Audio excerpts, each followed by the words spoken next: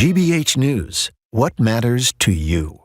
I'm Jim Browdy, head on the 11 o'clock hour of BPR. We'll start the show with the economy, stupid. Not talking to you directly. The message was clear on Election Day last year and again this year. Affordability, affordability, affordability. But we have a new president, even worse economic uncertainty, expensive tariffs, inaccessible housing, layoffs, and more. How are you weathering the Trump economic storm as we head into the holidays? Please call or text. I'm Marjorie Egan, then it's our left-right Massachusetts political panel with GOP Chair Amy Carnevale and Mass Dems Chair Steve Kerrigan. How are the Epstein emails impacting President Trump's MAGA base? And now that we're past the shutdown, what lessons did the Dems learn by caving on health care? We'll talk about it all next, the 11 o'clock hour at BPR, GBH, and NEPM.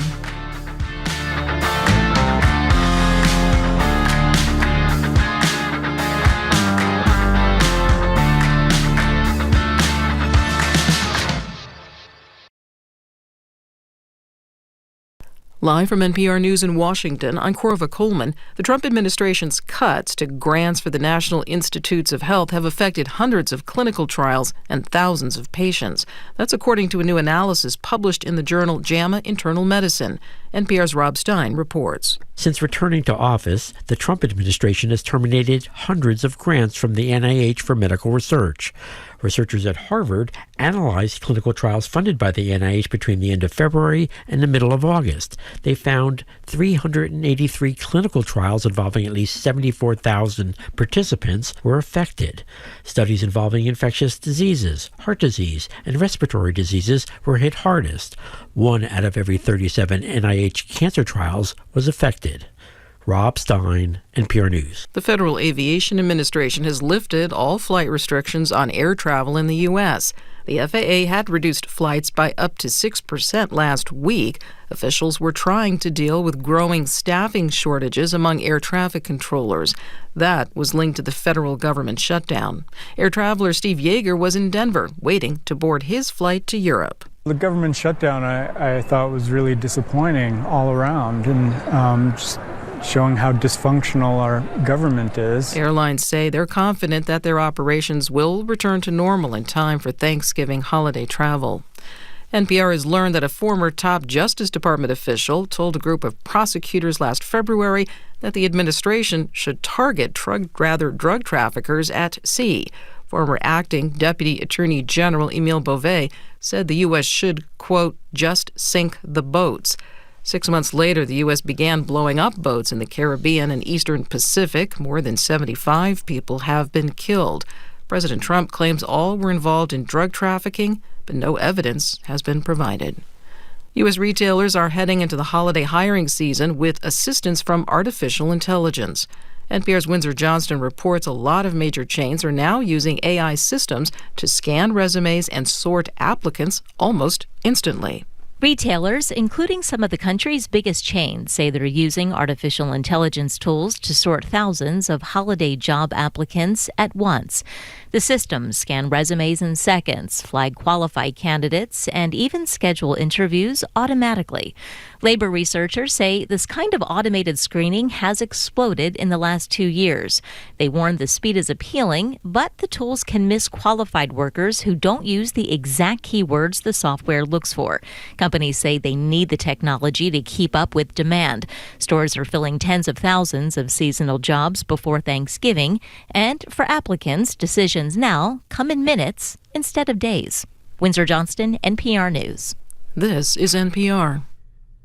Good morning with the latest from the GBH newsroom in Boston. I'm Craig Lamolt. A mother of 6 from Rhode Island who was detained at Boston's Logan Airport for more than a week over a decade-old warrant has requested a hearing on her custody status. Eva Mendez, who's been a green card holder since childhood, was detained earlier this month while returning from Cabo Verde with for her brother's funeral. She was told she would be held overnight as customs agents looked into a 2012 shoplifting charge. A judge gave Customs and Border Protection until today to respond to Mendez's filing. Her attorney, Todd Pomerleau, says he hasn't been able to speak with her since she's been held. We believe our constitutional rights are being violated daily, hourly, and by the minute. He said she had pleaded no contest to the shoplifting charge. He also said she traveled abroad last year and returned without any issues. A representative for Customs and Border Protection confirmed Mendez remained in custody since arriving at Logan. New Balance has committed $2 million to the Sportsman's Tennis and Enrichment Center in Dorchester. The money will go to multiple projects at the center, including enhanced outdoor spaces with lighted courts, walking paths, and play areas for summer camp and youth programs. It's also going to the center's Equity Wing, which has an exhibit celebrating the legacy of black tennis in America and Billie Jean King's fight for equal pay. Tony Wiley, CEO of Sportsman, said in a statement that the investment from New Balance will expand opportunities for young people to thrive and continue to build a stronger, healthier community. Mostly cloudy today, highs in the low to mid 40s. Tonight, mostly clear, and it looks like tomorrow sunny with highs in the mid 40s. This is GBH. Support for NPR comes from NPR stations. Other contributors include Capital One, offering their dining and entertainment card, Savor. What's in your wallet? Terms apply. Details at CapitalOne.com. And listeners like you who donate to this NPR station.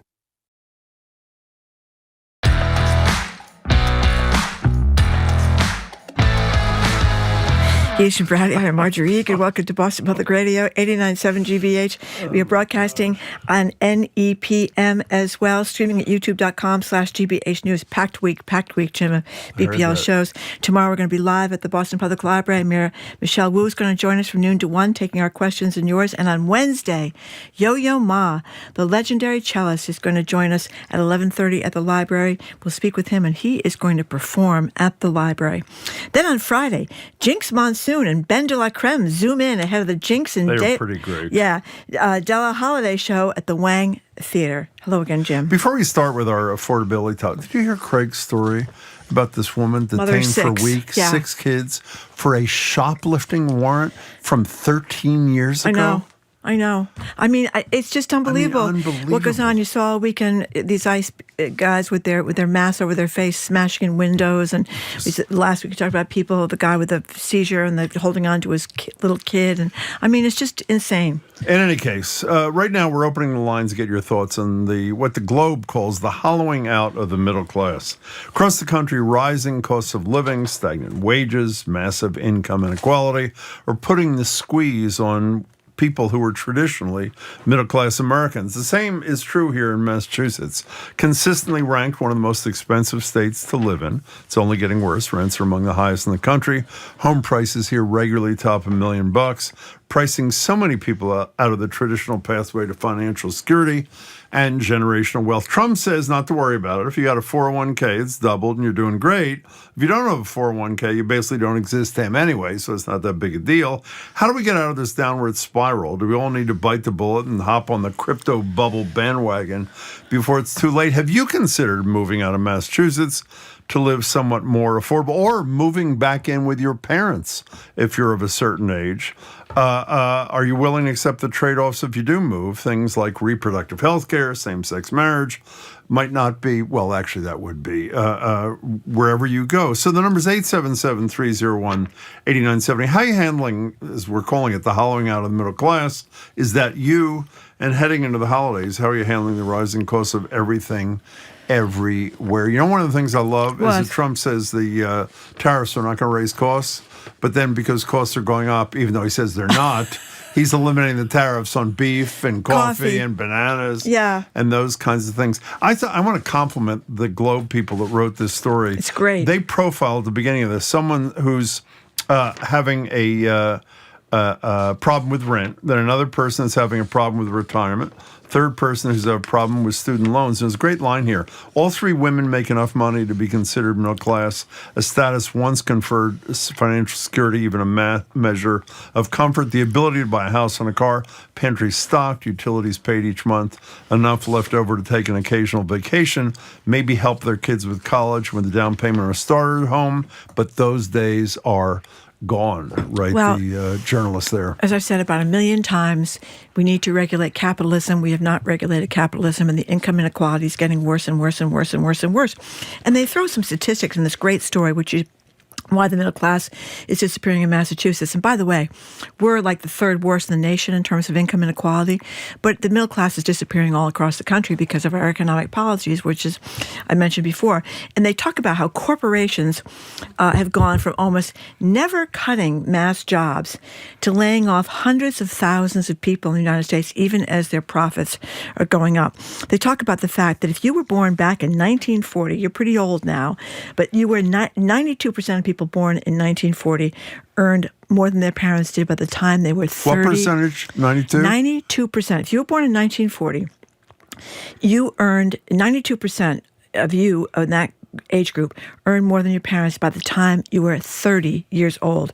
But for those born in 1984, only half are going to out-earn their parents. And it's even worse for Generation Z. They're in big trouble. They may do even worse.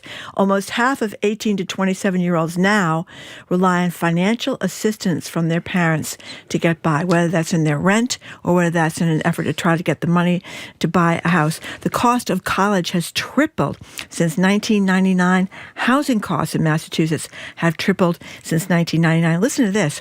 Rents are up 140%. Over what period of time? Well, from now, 1999 till now, so 26 years. Yeah. And they also talk about the cost of childcare.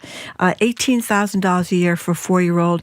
If you're unfortunate enough to have an infant in childcare, $26,700 is about the average. So people are getting crushed. The middle class in Massachusetts is supposed to be $66,000 to $200,000.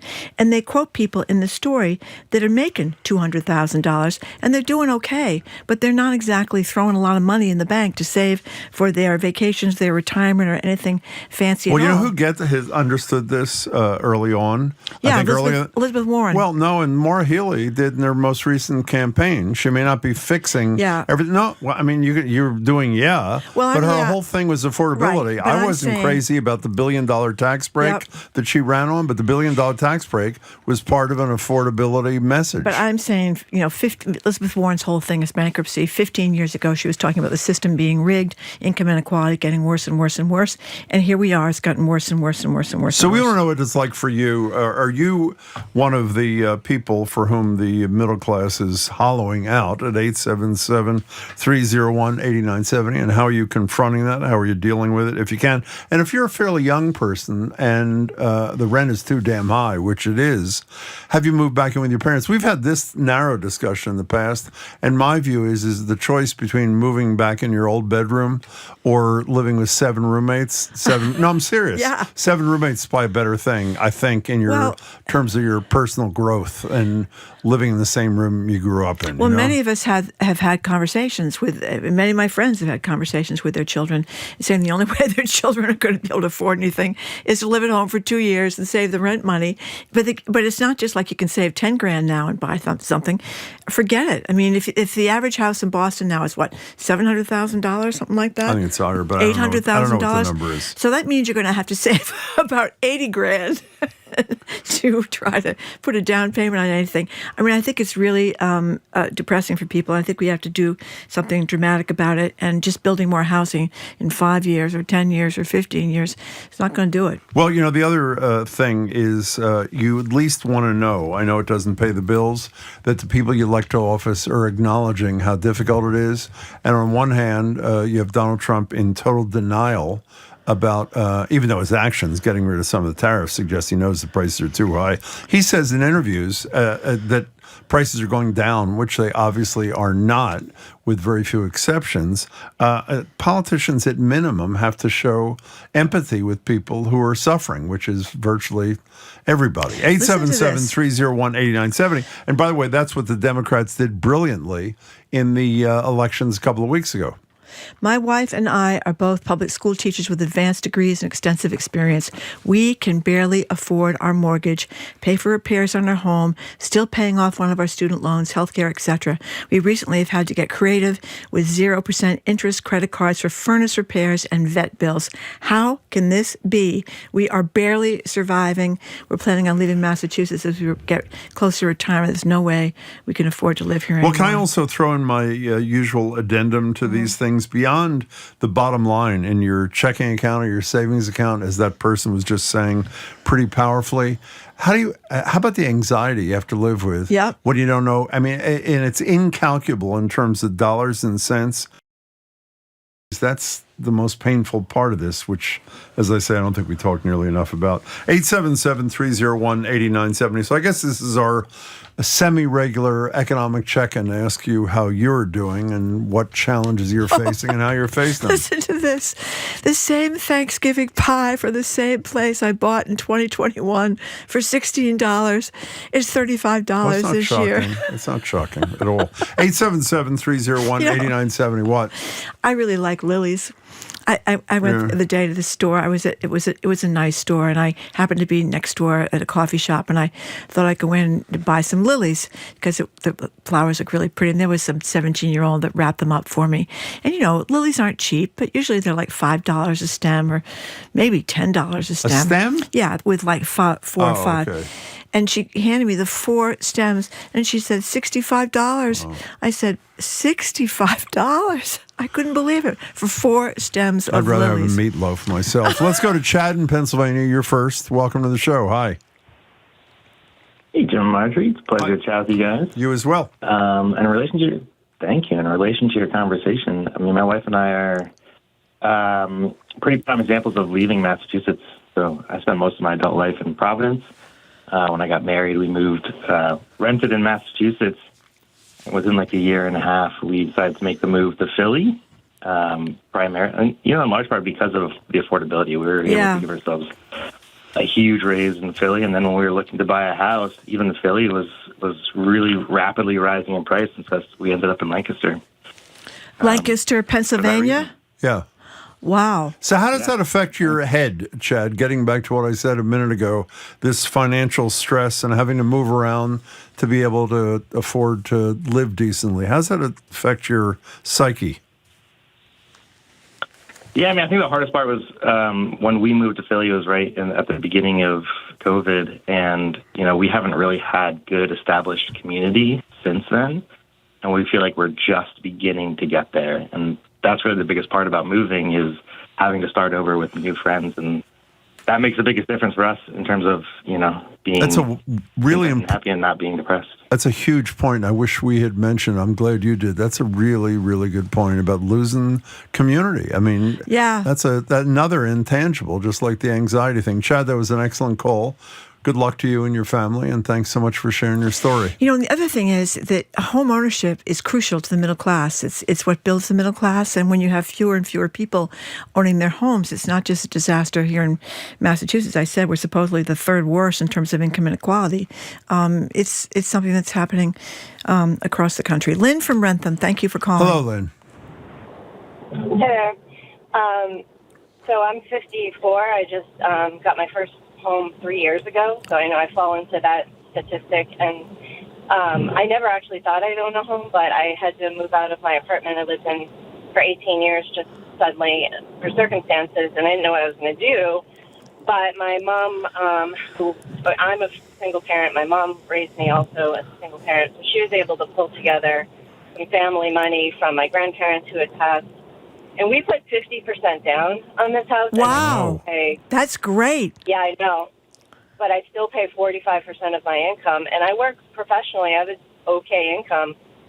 And but my income's been flat since, born in 71. Wait, Lynn, can we go back a second? So I didn't miss. Yeah, it disappeared. You did a 50% down payment, and you're still paying almost 50% of your income to your mortgage and related costs? Correct, and it's only a $400,000 house. That is. So how's that? How are you handling that? I just, the same way I've been living for, my daughter's 26, and I've raised her alone, and I just don't really buy a lot of stuff. I don't do a lot of extras. I was lucky renting for 18 years from a great family that lives in the home, and they never raised the rent. That's great. So in a lot of ways, I've been lucky, but, my daughter just got her first job as a teacher in Fall River. She's an art teacher, and I had to co-sign on her apartment because she pays 50% of her. But she had to move out. She can't live with her mommy forever, Yeah, I think you're telling a story that is so relatable to so many people, Lynn. Thank you so much for the call. Thank you, Lynn. Good luck. Remember the old joke that you're supposed to only pay 30% of your income for It's not a for joke. housing? Well, it is a joke now. It's a complete joke now. And by the way, one of the women that they profile in this Globe story, Sasha White, 33, she makes $98,000 as a public school music teacher, but she's still broke. I mean, you used to She's $123,000 in student loans. Yeah. And, Donald Trump rushes into the situation and decides that, for a long time, if you went into some kind of public service, like teaching, after 10 years, your student loans would be, or some kind of public service, your student loans would be expunged. So many people chose that route with the expectation that was going to be expunged. Well, he's changed his mind about that now, Jim. And did you hear where he's going to help the housing crisis by throwing people out of transitional housing so that the people that used to be homeless have gotten to transitional housing? He didn't like that idea, so they're going to be back on the streets. Well, can deport them. They don't have to worry about paying the exorbitant rents that we have. By the way, this gets back to a touchy topic because I know it upsets a lot of people. The notion that, let's just take Boston for a moment. The mayor of Boston, who won by only 50 points in the primary, I think 11 of the city councilors, so there are 13 city councilors. They want rent control. And 75% of the people want rent control. Yep. And even if you think it's a horrible idea, they're the residents and the people who are elected to lead Boston. And the rep from, I'll make up a town, Leominster, Fitchburg, Springfield, decides the people of Boston can't have what they and their elected officials want. I mean, it's insane. So, and as Wu might say, it's only one tool in the proverbial toolkit, but why are they not entitled to have it? Well, they are entitled to have it. They want it. Well, they're not under our law. I know, but it's almost like we have to take matters into our own hands, and everybody that's in Massachusetts that thinks people are getting screwed has to contact their legislator and tell them you want them to get behind rent control. I mean, the Democrats are so out of it that they keep saying this Mondami is such a radical guy. Listen to this situation. He's not radical. He's dealing with a crucial need that people have now. It's great that we're going to build all these houses, but when is that? Well, also, 5 years, getting 10 back years? to, just stay on rent control for a second, then we'll get back to your calls.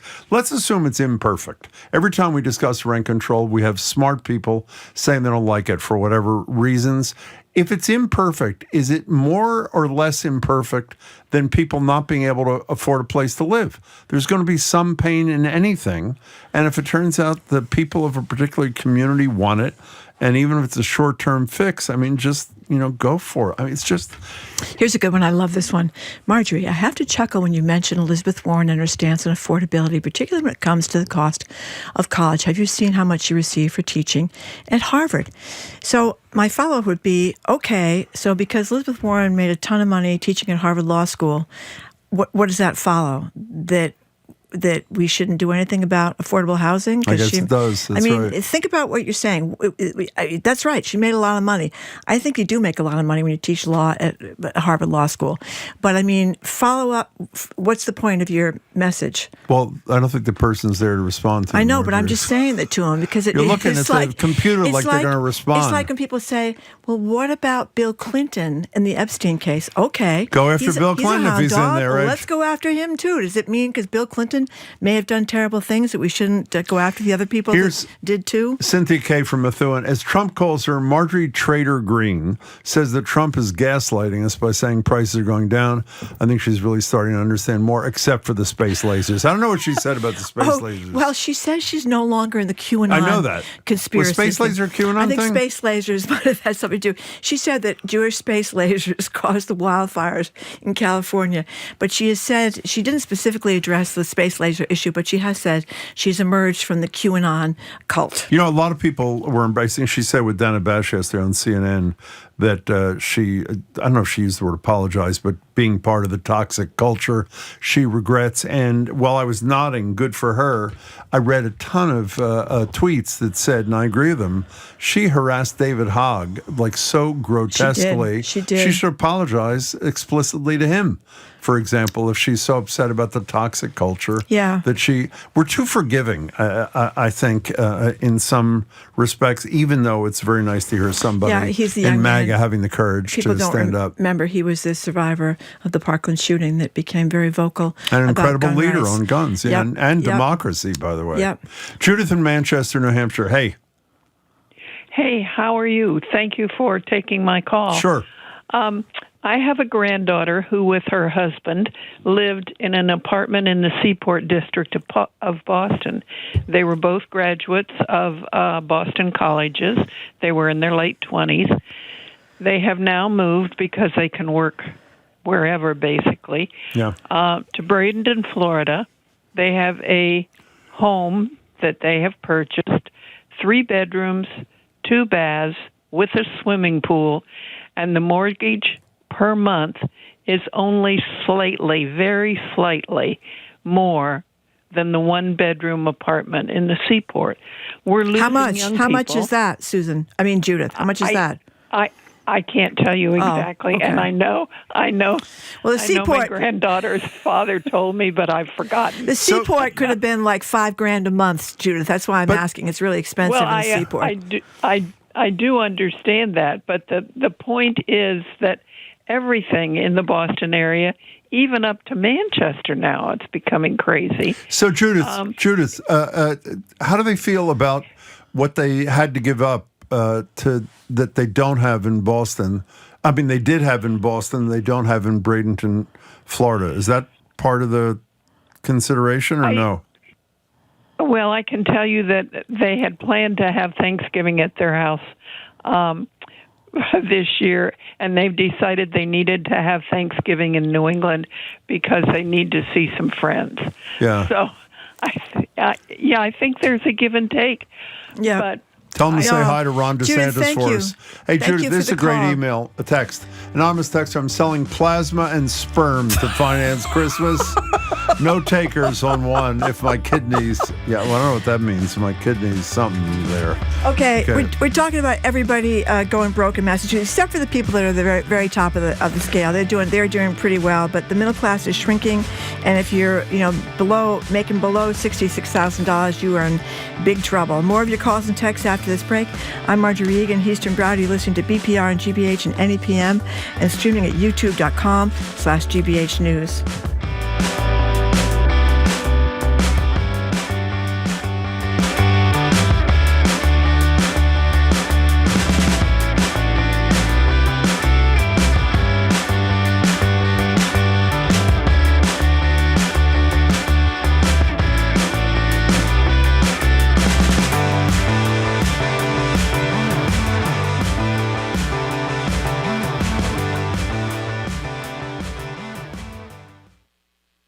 Trade. Huge responses from across Europe, from the Danish Prime Minister. Climate. Picture this all filled with ice. Security. Not only do we need to end the war, we also need to prevent the next war.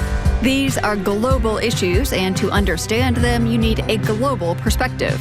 I'm Carolyn Beeler. And I'm Marco Werman. Join us for The World each and every weekday. This afternoon at 3, here on GBH News 89.7.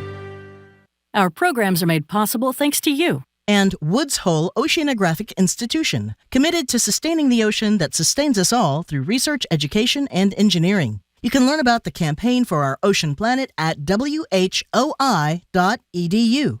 And Forge Heat Pumps in Newton. Forge's in-house team designs and installs all-in-one heat pump systems that deliver heating and cooling year-round. Details at forgeheatpumps.com.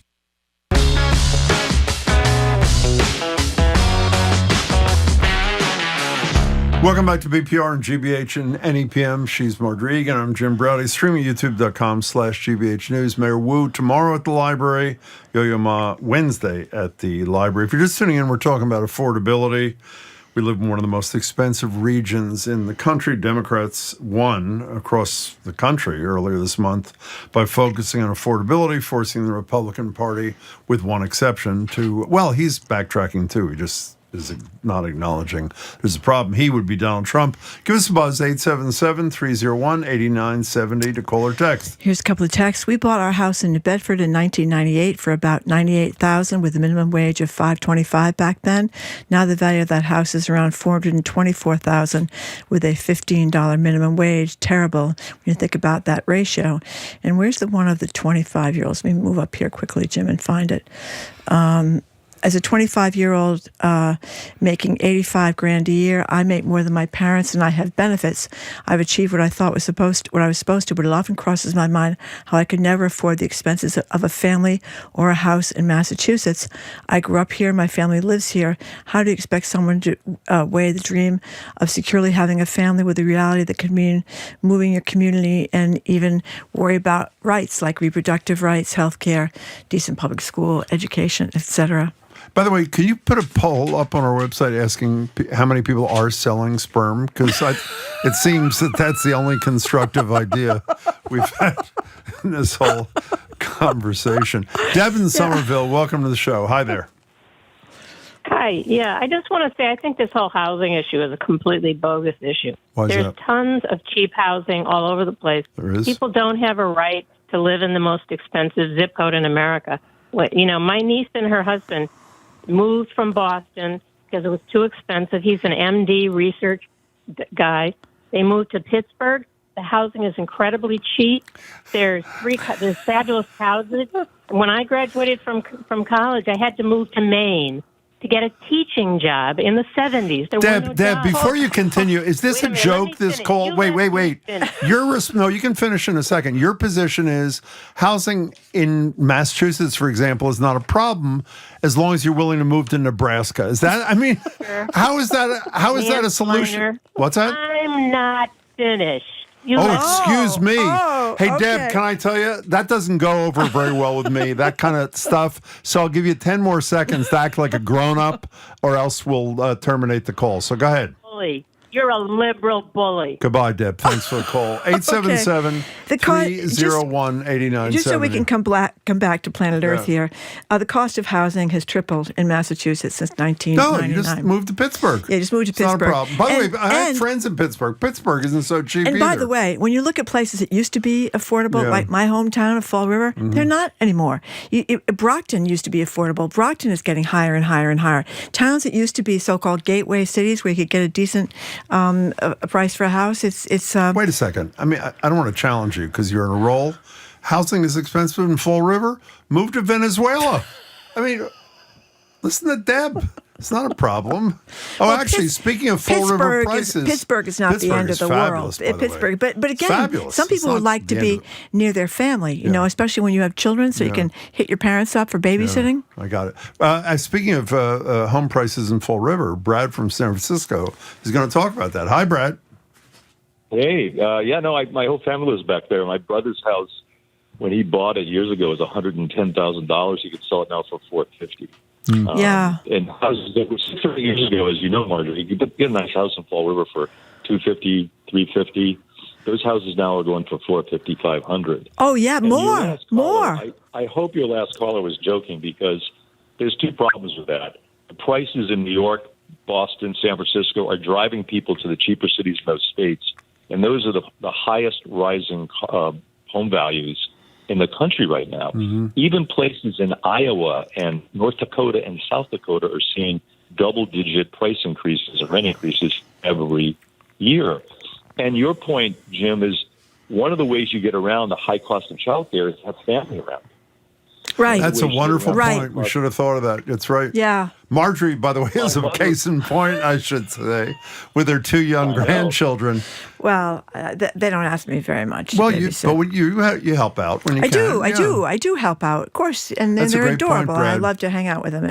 It helps my mood. That's good. Brad, thank you for the call. That was excellent. Appreciate it. 877-301-8970. Anonymous texter. Well, I think we're on to something. Jim, I'm leasing sperm with an option to buy at the end of the term. So apparently we really caught on to an angle that we hadn't been fully aware of. Ellen in Westport, thank you for calling. Hello, Ellen.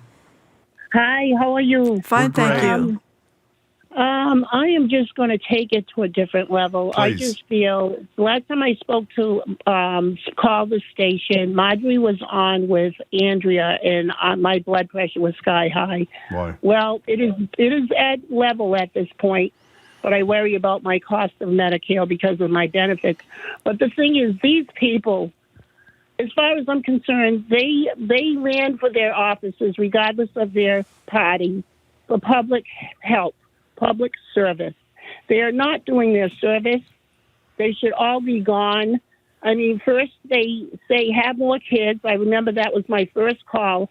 Have more children. So then they run out of baby food that summer. Now it's like, okay, I'm going to turn around and give you guys food stamps again, but then they won't help out the farmers. It's like a bunch of B. I'm so done with it.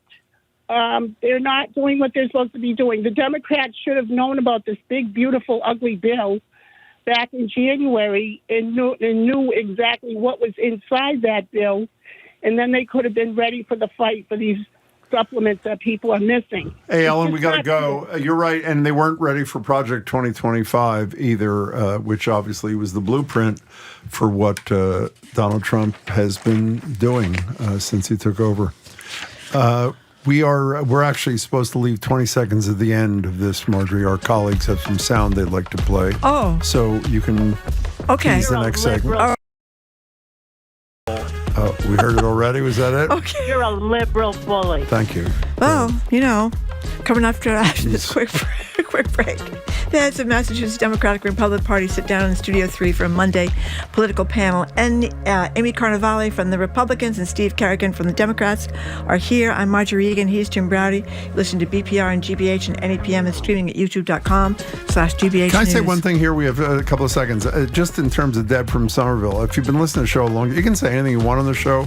We'll argue with you if you disagree, but don't do that, let me finish kind of BS. It's just not our kind of thing.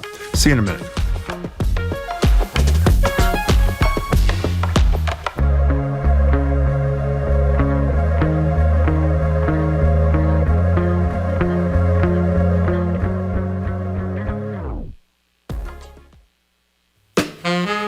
I'm Jared Bowen. Coming up on The Culture Show, System of a Down's Serge Tankian brings his art and his activism to Watertown. His new exhibition at the Armenian Museum of America blends sound, color, and immersion as the singer and composer disrupts his own art with his own music. That and more on The Culture Show today at 2 on 89.7 GBH.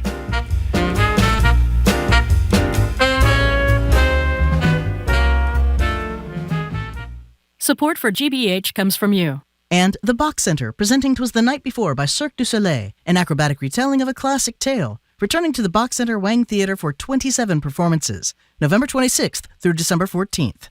Tickets at bachcenter.org. And Fixed Dental, offering permanent teeth-on implants, customized in their laboratory, enabling their doctors and technicians to oversee every aspect of the smile design. Learn more about all the treatments offered at Fixed at fixeddental.com.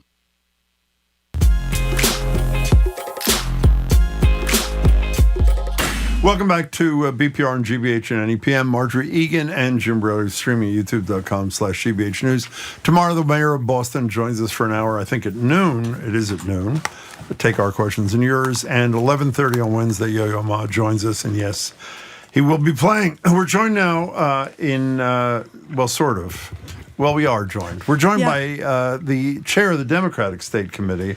That'd be Steve Kerrigan. How are you, Steve? I'm great. How are you? And Amy Carnevale did the opposite. She's chair of the Massachusetts Republican Party. She did the opposite of what we do What most we usually days, do, Margaret. that's right. We go to the library and then run back here as fast as we can.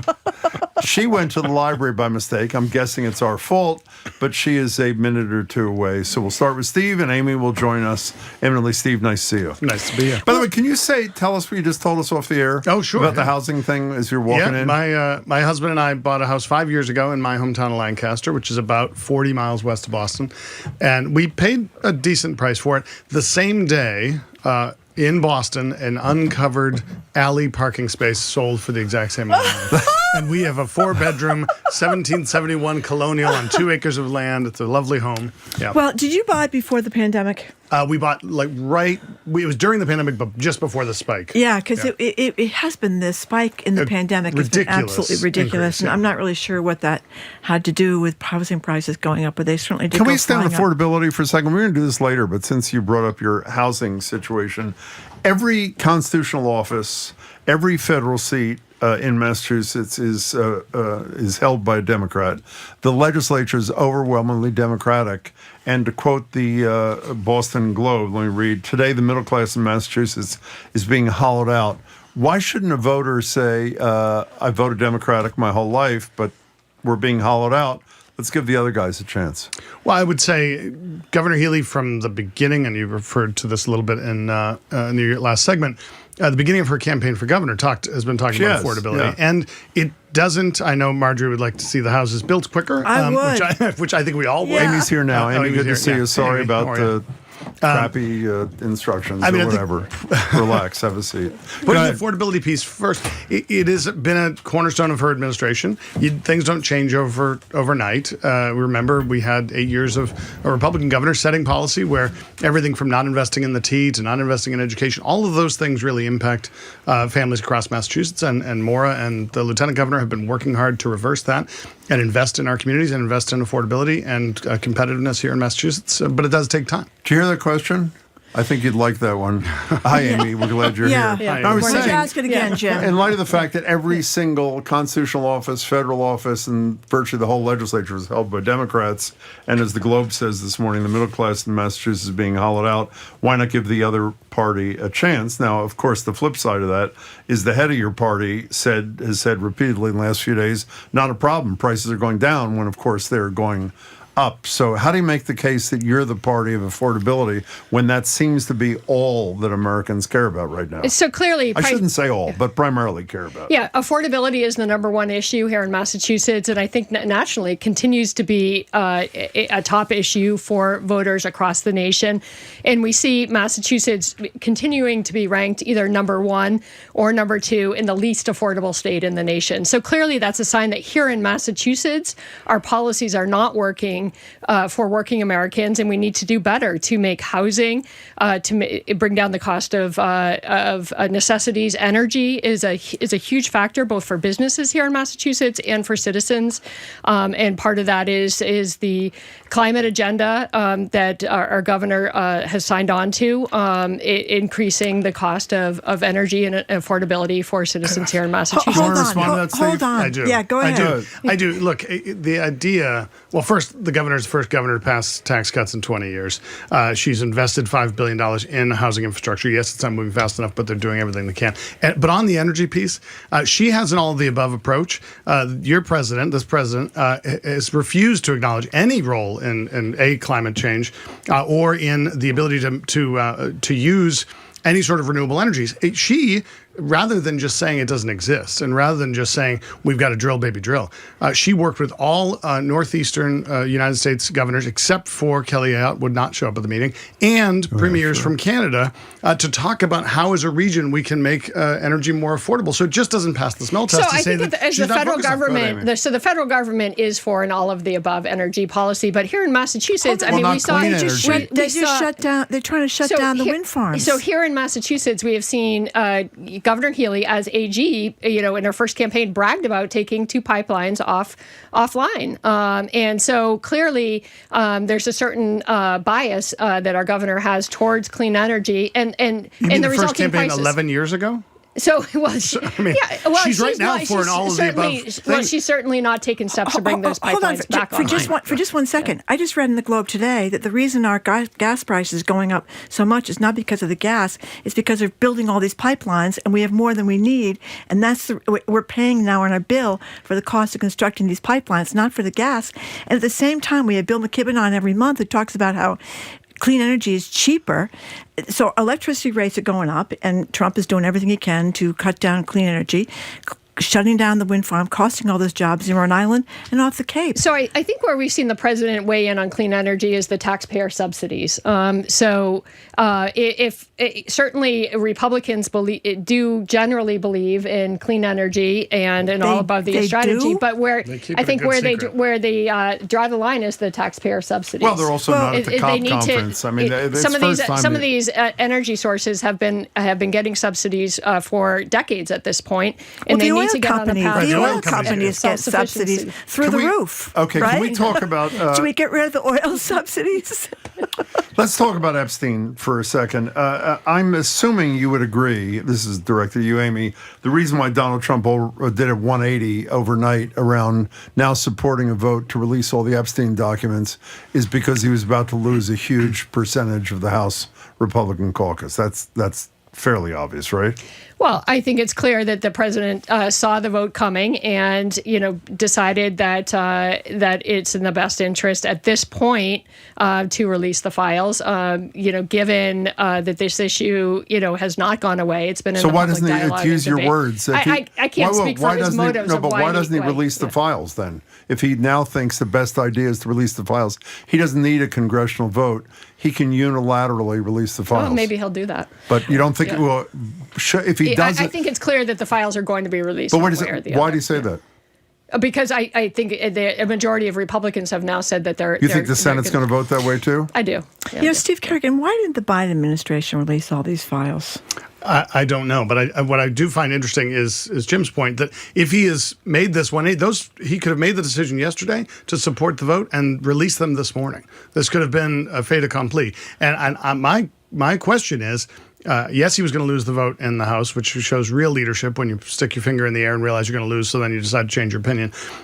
I'm not convinced he's going to get the vote in the Senate with 22 Republicans on the ballot next year. I think they will try to vote with him, but will he sign that bill? All he has to do is release them. That's all he has to do is tell Pam Bondi, tell Kash Patel that they've got to release these files because they're incredibly important for... But shouldn't we know why Biden didn't release them? I mean, in fairness? Yes, we should, but I don't... It's as obvious to me as when we all say Trump's not releasing it because he's protecting somebody, else he would. Biden didn't release him because I assume he's protecting somebody. Why wouldn't he? But I mean, common sense. Yeah. Why wouldn't he otherwise? I have no idea. You're right, common sense. But I have no idea. Okay. Yeah. We're talking to the chairs of the Republican and Democratic state committee. Can we come back to Massachusetts? The Republican Party has at least 3 candidates running for the gubernatorial nominations, right? Right. You tell people who don't know who they are, just so they know. Yeah, so the first candidate who entered, Mike Keneally, he served in the second term of the Baker administration, Secretary of Housing and Economic Development. Brian Shortsleeve served early in the Baker administration of the MBTA Control Board and has been in private industry. And of course, Keneally was prior to that as well. And Mike Minogue is the most recent entry, came from the private sector. And when you got a successful career building a business here in Massachusetts. When you strategize about how to win a seat here, one of the constitutional offices, or we'll talk in a minute about Senate races and that sort of thing, what is the internal discussion around how Trump should be played? I mean, what they should say about Donald Trump. Obviously, he's not very popular in the state at all. I mean, that's the reality. So what does a Republican candidate for governor do to not be weighed down by people's attitude towards Trump? Yeah, so it's clear that we've seen from all 3 candidates for governor, and you'll see with other statewide candidates running for state office here in Massachusetts, they're going to talk about state issues. They're going to talk about how either Governor Maura Healey or the incumbent in the office that they're seeking has failed to succeed for the citizens of Massachusetts. So that's going to be their focus. And frankly, when they're they're in office and if they're elected, that would be their responsibilities. So I can tell you, this is not giving away anything. When we invite, and we will, all three of them, or however many there are, clearly part of the interview is going to be Donald Trump believes in X, which has an impact on Massachusetts. Do you support that? Donald Trump has a policy of X, which has an impact on Massachusetts.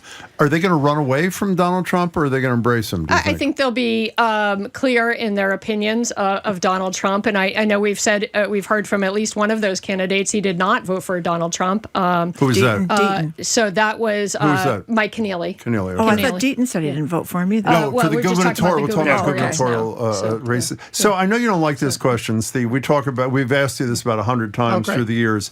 Would it not be, first of all, voters in this state seem to like, in light of the fact the legislature is overwhelmingly Democratic, and that's not going to change. They like a balance of power, as we learned with the Welds, the Salucci's, the Bakers, etc.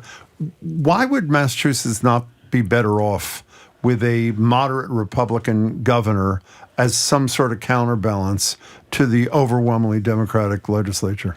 Well, first, what's amazing, and I hope you get them all three of them in the room and ask them. I assume they'll come and ask them that John Trump question. Deaton was with us pretty regularly. None of them will stand up to Donald Trump. None of them stand up for Massachusetts. Amy likes to say they focus on issues that matter in Massachusetts. All of these issues matter in Massachusetts. Your first segment was on affordability. That's a huge impact of federal policy.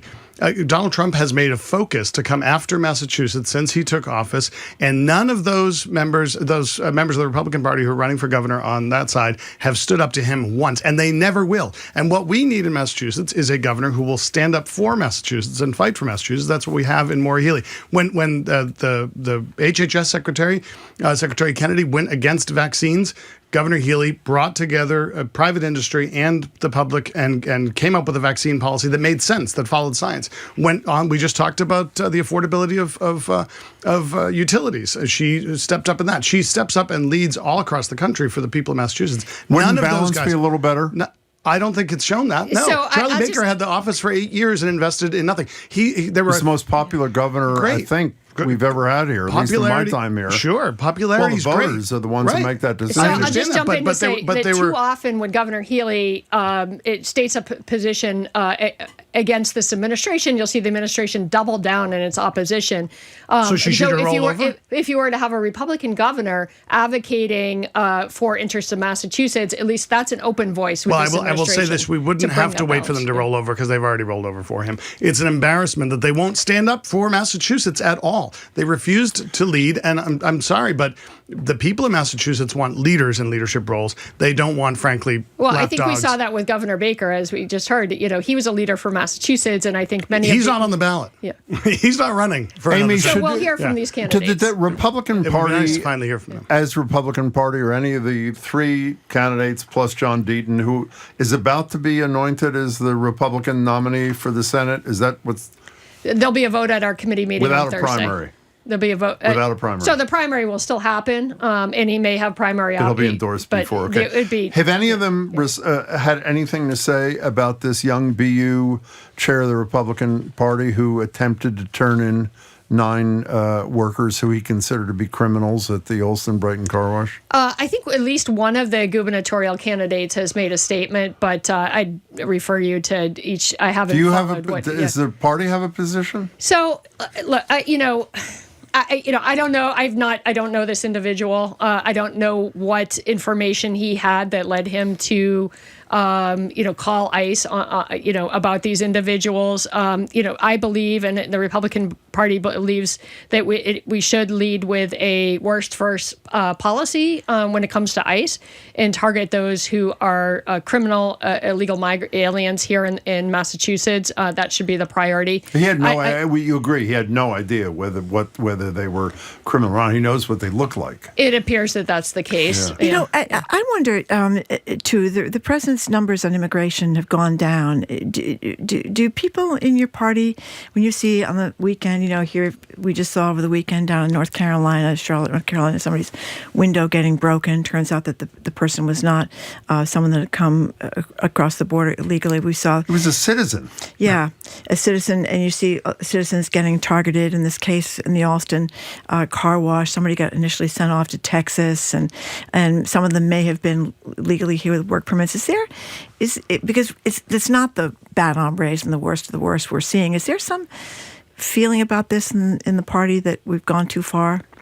I would say, the feeling in the party is that the policy is correct. It's not, the issue itself is maybe perhaps not as top of mind for Republicans because the border has been secure. There's less individuals coming across the border and kind of streaming into Massachusetts for housing and other benefits. So I would say, it's probably fallen from top of mind. And frankly, the so-called Healy hotels, are no more. Now they're out in the community. So I would say it's less visible for many people here. But I think a lot of people don't like that. They don't want to see mothers and getting dragged from their kids.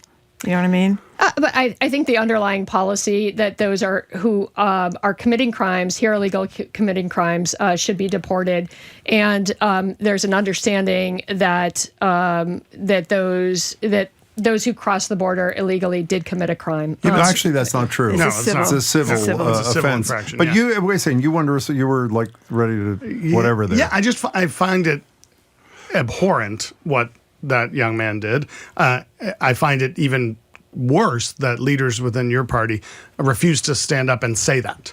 The whole idea that we can lean back on worse first and catchphrases and all that stuff, that's not what they're doing.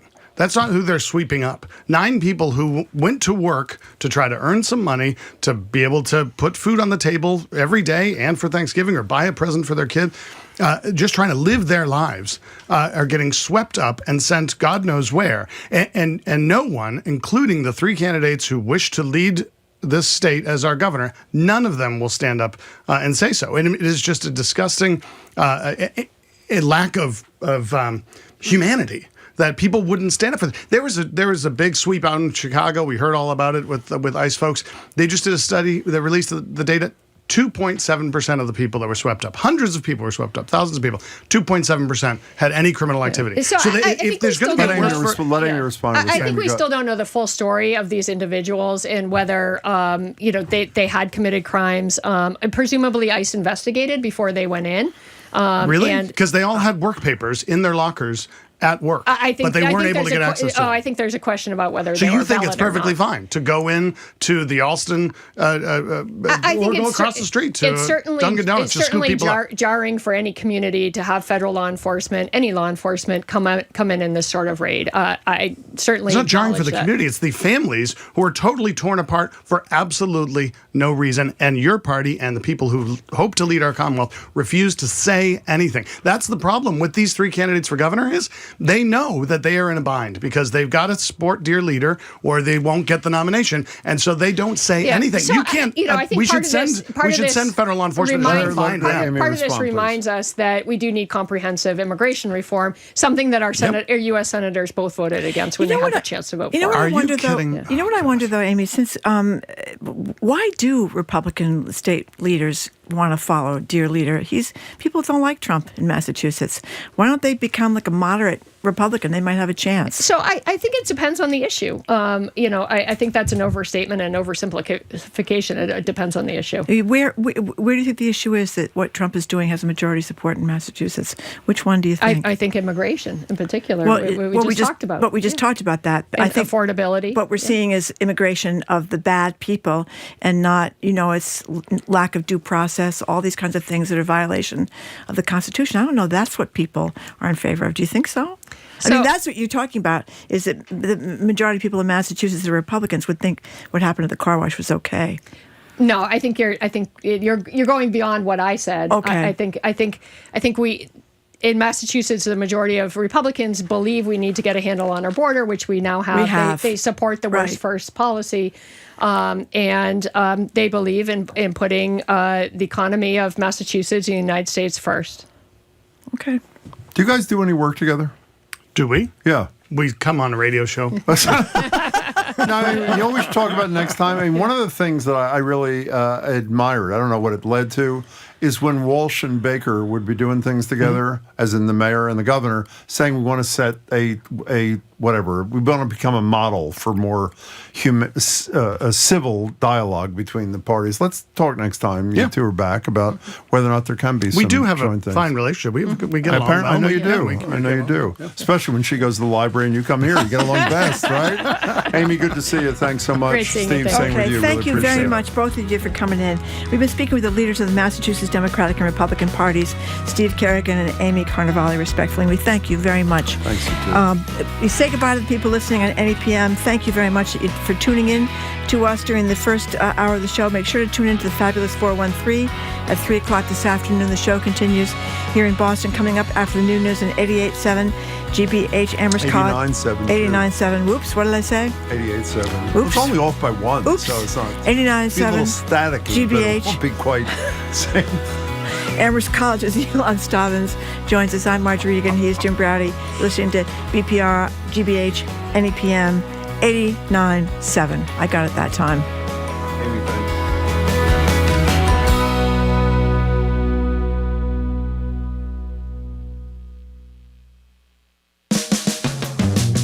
You're listening to Boston Public Radio with Jim Browdy and Marjorie Egan. Just ahead, more smart conversation about what's going on in our community. Stay with us here on GBH 89.7. Funding for our programs comes from you. And The Wilbur, presenting A.J. Croce, returning to Boston November 29th. A.J. Croce will perform songs from his own catalog along with songs from his father, Jim Croce. Ticket information is available at thewilbur.com. Don't miss the incredible story of how America's founding turned the world upside down. The American Revolution, the new 6-part documentary from Ken Burns, continues tonight at 8 on GBH2. You're listening to 89.7 WGBH HD1 Boston. Online at gbhnews.org. GBH News. What matters to you? I'm Jim Browdy, head on Hour 2 of BPR. We'll start with Amherst College's Ilan Stavans on Spanish-language news organizations like Univision and Telemundo, airing Kristi Noem's what she calls criminal alien ads, plus his thoughts on the turmoil in Mexico and the groping of the Mexican president. I'm Marjorie Egan. Then, after more than a quarter century in prison for a crime he maintains he never committed, Rickey FuQuan McGee is free. He joins us with his partner, Jacqueline Fonseca, to tell their story. Plus, our vaunted esteemed Two More Things segment next on the second hour of BPR 89.7 GBH.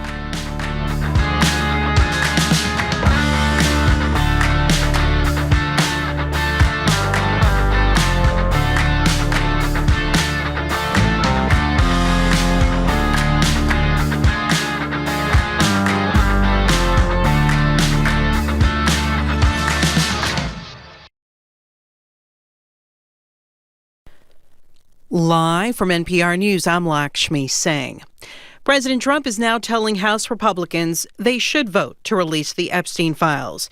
Here's NPR's Sage Miller. Trump took to Truth Social to say even though he considers it a Democratic hoax, Republicans should vote to release the files because there's nothing to hide.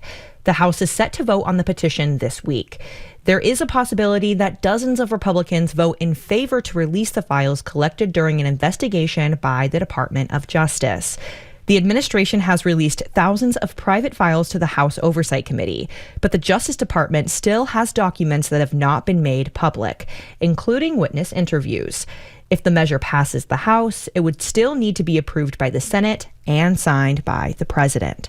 Sage Miller, NPR News. Overdue economic data are expected this week. NPR's Scott Horsley reports that includes late summer tallies of exports and imports and a snapshot of the job market in early fall. Now that the federal shutdown is over, government statisticians will start to release those economic report cards we've been missing for the last 6 weeks. The Commerce Department says it will provide an update on the August trade deficit on Wednesday. The Labor Department will deliver the September jobs report the following day. Both of those reports were supposed to come out in early October. No word yet on when or even if we'll see data on inflation or unemployment for last month, which could help to shape the Federal Reserve's decision on interest rates in December. Scott Horsley, NPR News, Washington. France will sell 100 fighter jets to Ukraine in a landmark deal to strengthen Ukraine's long-term air power. NPR's Eleanor Beardsley reports the agreement was announced during Ukrainian President Volodymyr Zelensky's visit to Paris today, his ninth to France since the beginning of Russia's full-scale invasion. President Zelensky and French President Emmanuel Macron signed a 10-year defense agreement in Paris that paves the way for Ukraine to receive Rafale multi-role fighter jets, air defense systems, missiles, and anti-drone technology. The weapons will help Ukraine fight Russia today, but the deal is also meant to show the Kremlin that France and Europe are in it for the long haul. Said to be worth around $12 billion, analysts say the framework will help develop Ukraine's future air fleet of up to 250 combat aircraft, combining France's Rafale jets with U.S.-made F-16s and Sweden's Gripen fighters. Eleanor Beardsley, NPR News, Paris. After more than 40 years in the business and a string of box office hits, Tom Cruise has an Oscar. He received an Academy Honorary Award yesterday at the Governor's Awards. He delivered an emotional acceptance speech streamed by the Oscars online. I have ever made or ever will make. And I want you to know that I will always do everything I can to help this art form. The ceremony also honored singer, actor, and philanthropist Dolly Parton and Debbie Allen. It's NPR. Good afternoon with the latest from the GBH newsroom in Boston. I'm Craig Lamolt. Research finds the number of first-time international college students in the U.S. is down about 20% compared to last year. From our higher ed desk, GBH's Kirk Carapezza reports that's according to a new report out today from the Institute of International Education. At Brandeis University in Waltham, international students made up 17% of last year's freshman class. This year, that number is down to 12%. Brandeis President Arthur Levine says there are multiple factors at play, including the Trump administration's visa policies and its attacks on higher ed in general. Given the threats that higher education faces in this country, if I lived abroad, I'm not sure I'd send my child to a school in the United States. The drop in international enrollment means a hit to schools' bottom lines, since many foreign students pay full tuition. But Levine says the bigger issue is the long-term diplomatic and intellectual costs. Kirk Carapezza, GBH News. Students at Harvard, MIT, Brown, and Yale are among the 2026 Rhodes Scholars recipients. 2 students from Brown and 3 each from Harvard, MIT, and Yale are among the 32 U.S. winners named Sunday in next year's cohort. The students will attend the University of Oxford as part of the program, which awards more than 100 scholarships worldwide each year for students to pursue 2 to 3 years of graduate studies. Mostly cloudy today, temperatures in the low to mid-40s. Tomorrow looks sunny with a high in the mid-40s, and pretty much the same thing Wednesday and Thursday. Both days look sunny with highs in the mid-40s. This is GBH. Support for NPR comes from ARM, committed to delivering innovative, advanced computing designed to enable worldwide companies to unleash the capabilities and experiences of AI. The future of AI is built on ARM. ARM.com. This is NPR.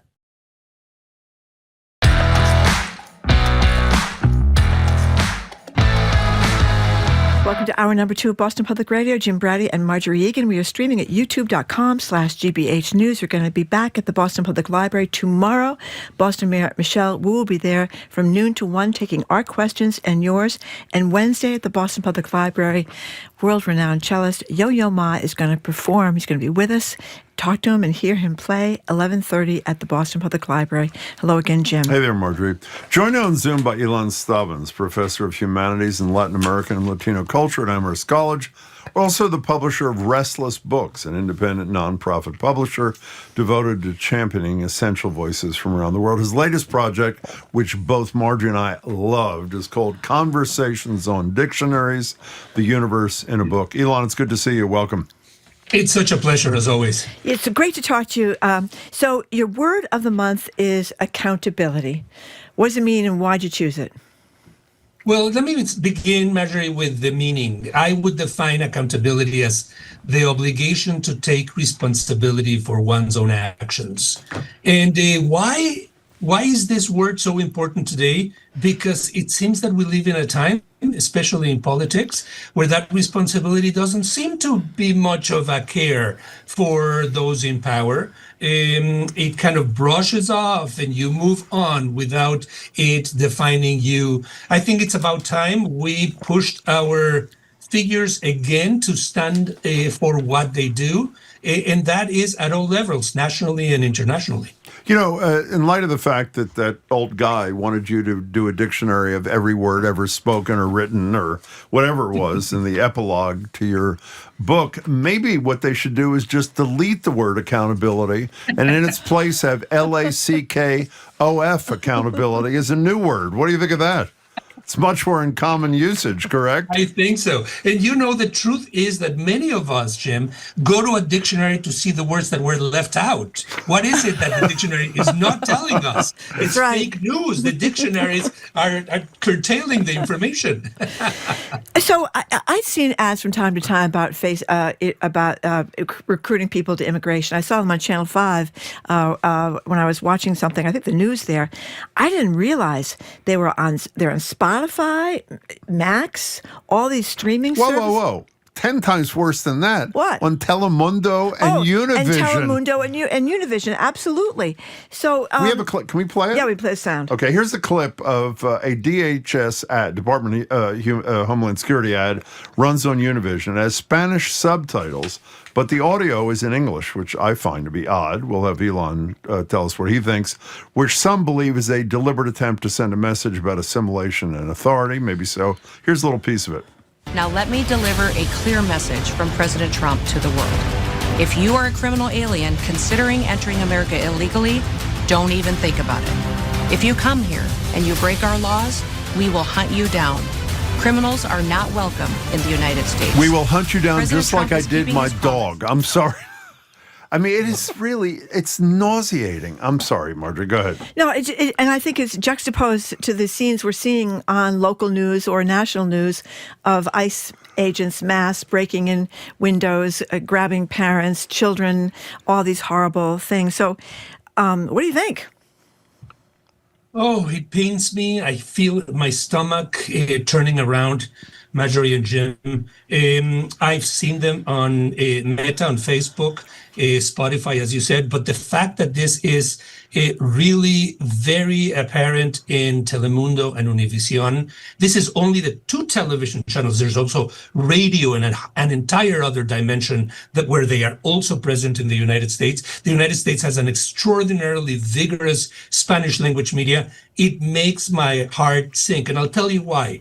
Not only because these are the main outlets for the Latino community, whatever passes through Telemundo and Univision is recorded history, or at least a statement of who we're in the present, but because of what has been happening to both networks. In the past, since the first Trump administration, there has been a move to the right, especially by Univision, also by Telemundo, that used to be neutral. Now they seem to me often like Fox News extensions.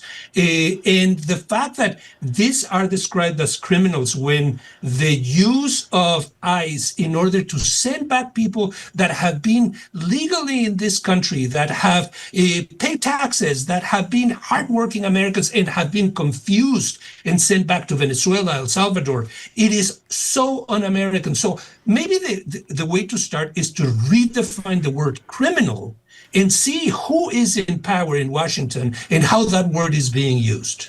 You know, you mentioned that the two stations, Univision, Telemundo, moving more to the right. Fox News is very influential in terms of voting patterns across the country.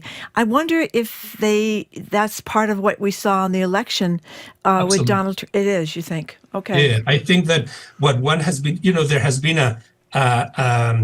a departure of journalists that were neutral or that were more left-leaning, Jorge Ramos, among others in Univision. And I think that if media is a thermometer of how the electorate is moving, but more than a thermometer, an instrument to twist and move and push people around, I think that the change of the Latino voting bloc has much to do with this transformation. On the other hand, let's keep in mind that in the last elections in Virginia, in New York, the Latinos came back to the Democratic Party. And that is a statement of a rebellion against what news. We are not sheep going to the slaughterhouse. We have minds, no matter how educated or uneducated we are. And I think that's a very clear statement from the Latino community. What do you think I'm sorry. We want a media that is representative of our ideas and not one that is manipulating our ideas. What do you think about what I said that I had read in a few places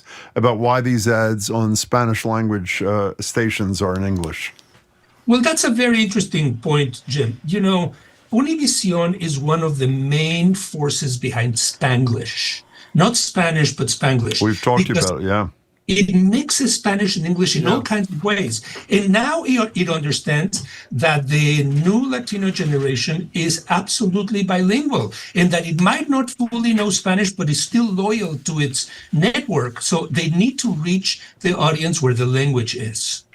You know, can I say, I know this is intentional, but a friend sent me a posting from Pete Hegseth this morning where he's describing what he calls Operation Rough Rider, Operation Midnight Hammer, Operation Southern Spear, and someone commented it sounds like gay porn movie titles, but did you hear our friend Borowitz this morning? No. He said that Pete Hegseth was hospitalized after he stuck himself in the eye with his mascara brush. wand. I did see that. But getting back to this, that's the same thing with these Christie Nomads, which I've heard nonstop, I think, on WBZ radio here, is this tough guy, violent, militaristic thing is just so gross. I don't know if you guys saw, I don't want to belabor this because it's not new. Where did the National Guard or ICE is now in, is it Charlotte? Is that where they've Charlotte, North Carolina. And you see they break through a guy's window yesterday, terrible. and it turns out he's a citizen of the United States. And I wonder, do they pay to fix the window? I suspect that they don't. Imagine, this is the United States. I come from Latin America. We saw this during the Dirty War. We've seen this with fascist regimes. I never would have thought this would be happening on this side of the border. And if it's happening here, then many Latin American countries think, well, then we can do it too. Yeah. No, I think a lot of us are in a state of very sad shock. So we talked to you about Mexico a lot, particularly when the first Jewish person was elected president, Claudia Sheinbaum. And then all of a sudden, even on the Drudge Report this morning, the lead stories were about alleged Gen Z huge demonstrations against the government, around corruption, that sort of thing. At the same time, that most recent polls that I've seen, Ilan, show Sheinbaum with 70% approval. So where's the disconnect here? What's going on exactly? I don't think, I wouldn't describe it, Jim, as a disconnect. Mexico, 135 to 140 million people, just like the United States, is a tough country to govern. I admire thoroughly Claudia Sheinbaum. She's a scientist. She's a rationalist. She's a person of incredible practical acumen. But handling that many people in a country known for its machismo on the one hand and for its corruption on the other, it won't be easy. It wasn't supposed to be easy, and it's likely to continue to be uneasy. There is a move worldwide, it started in Nepal, of a Generation Z that is impatient with the politicians, that is very much organized through social media, that wants accountability, the word that we were talking about. And people in Mexico have seen mayors in small towns assassinated because they went after the cartel and don't think that Sheinbaum and her government are doing enough. Good for Generation Z. Is she going to be able to be accountable? Is she going to be able to bring justice to the small towns and not only to the major metropolis, Mexico City? That it remains to be seen. So you're saying the criticism is well-founded? I think the criticism is absolutely well-founded. In spite of my enormous admiration, she is, in her high ratings, Mexico needs a thorough shakeup when it comes to corruption and when it comes to the cartels. It's not going to be done in 6 years, which is the period of time that a Mexican president has, and not even by a pseudo-messianic figure like Claudia Sheinbaum, who has everything one would wish.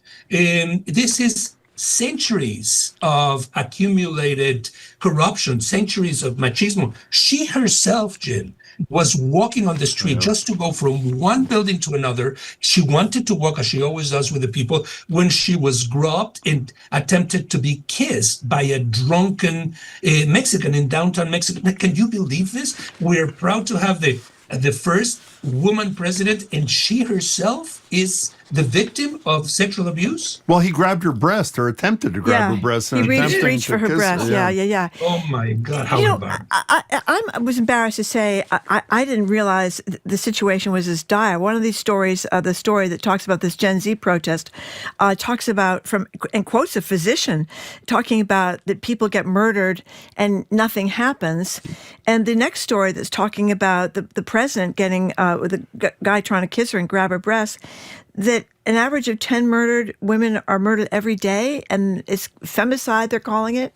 They don't really explain what's going on, but the impression I was left with that there are these kind of macho killings or maybe domestic violence because they are killings women that aren't resolved. Mexico, Marjorie, has in the U.S.-Mexican border, in border towns, a long history of feminicides, of many women that are killed, young women, and dismembered, and parts of them show up in different sections of the desert.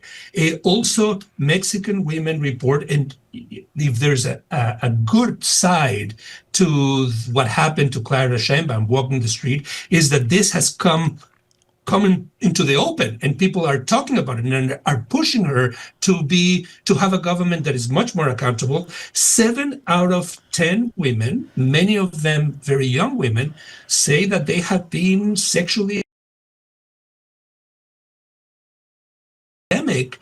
The first female Mexican president has to do much more than all the male presidents have done in the past. Can she do it? It's going to be very hard, not in 6 years. But it's not only about bringing people to justice. It's about re-educating what it means to be male and what it means to be female in Mexico. Just one more question about this. We don't solve a lot of murders in the United States, so we're far from perfect here. But I'm wondering if this idea that people get murdered and nothing happens, is that to do with corruption in the cops, or is that to do with the cartels, or what is that thought to be about? I think it has to do with the lack of accountability of cartels going and doing what they wish. A police force that is corrupt itself and sometimes is working in tandem with the cartels, and a paralysis by politicians who don't want to be murdered or blamed or targeted by the cartels and by an inefficient police. It's a systemic problem. It's been going on for years. By the way, we should say when Ilan is mentioned twice, it's not the kind of problem can be solved in 6 years. Correct me if I'm wrong. Mexican presidents are limited to one term, right? One 6-year term. Yes. Yeah. Can we stay on this groping thing for a second here? When I read the story, I had a couple reactions. One, just disbelief that any woman walking down the street, but particularly the president. Second, was in a country where, at least in pockets, you were just talking about where there is a problem with violence, the fact that the president of Mexico can be walking down the street and a guy can just walk up to her and do anything, including, shake her hand. And thirdly, before we go overboard about this, the president of the United States was convicted of sexual abuse of E. Jean Carroll, and as Marjorie says regularly, credibly accused more than 20 women. By more than 20 women, and said on tape, we can grab them by the you-know-what and get away with it. So it's not just a Mexican problem, but is there a sense amongst people in positions of power that this machismo thing that you describe does need addressing, or is it just we don't want the president grabbed as she's walking down the street? No. I think that there is. She has put many, many women in positions of power, and they understand. They themselves have been victims of this. Let me just quickly address some of the points you made, Jim. Let's celebrate the fact that she chooses to walk from one end of the Zócalo, that is the main square in Mexico City, to another. Instead of taking a fancy limo that is going to drive her, she walks where the people are, where the vendors are, where people singing, where people protesting are. I celebrate her for this. She doesn't want to be siloed, isolated. On the other hand, this is what happens to anybody, not only the president, this to anybody that crosses the street. I am struck by the fact that President Trump, who whenever he finishes talking to Claudia Sheinbaum, says she's an admirable woman, she's couldn't have said something on Truth Social or whatever other platform he has invented about this. That is so important. Great point. He claims that all these are invented topics against him, that he never groped anybody, that he never... Okay, so say something about this. It's an excellent point, which I hadn't thought about. Should have been in my little litany. We're talking to Ilan Stavans about the situation in Mexico. Can we just stay for one more second on this cartel issue and the violence? You mentioned the mayor that was killed, I think, in western Mexico, who was going after these cartel members. What can you do in 6 years?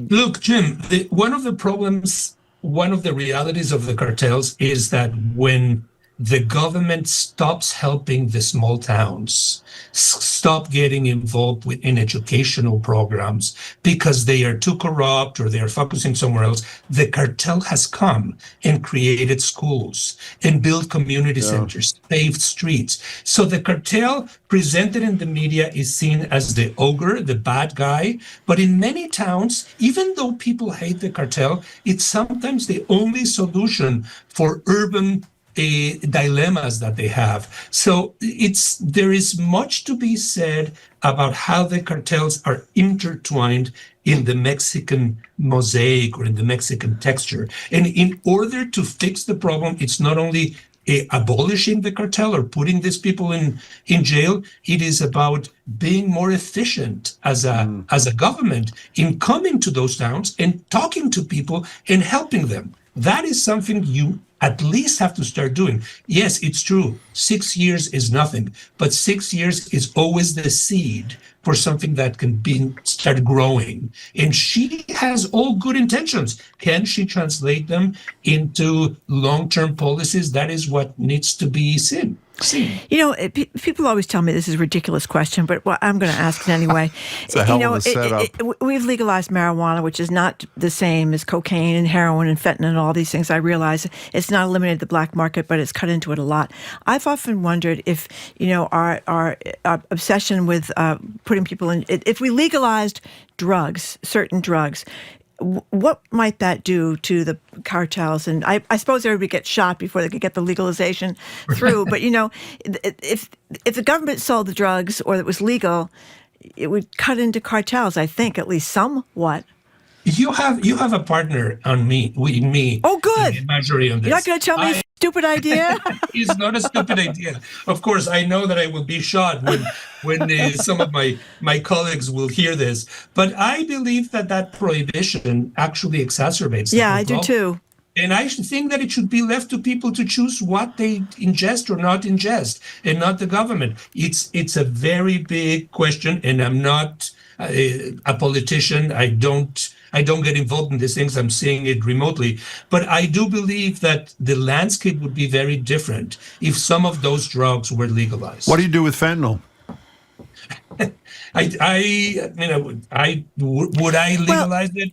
I want to hear this. You better answer this. I want to hear Ilan answer it. Here's what I think. Many of the people who die from fentanyl don't realize fentanyl is in the drug. Exactly. So when you go to the marijuana store, they tell you everything that's in the marijuana. If you want to go to the heroin store, you want to go to the cocaine store, you want to go to whatever store it is. So if it's regulated. What they should say, your drug is laced with fentanyl and legalize fentanyl? It would not be in there. It would not be in there. I think there are some But do people. we legalize? What do we do? Fentanyl. There's a lot of fentanyl coming across the border, even though less than there was. Well, just like you had a lot of bad stuff in marijuana that's not in the marijuana anymore because it's tested over and over again. You would have cocaine stores or heroin stores or whatever where the drug is legal and you know what's in there. That's I'm not an expert on this. It sounds like a semi-utopian landscape, Marjorie. I love the idea of putting it on people to decide if they get educated.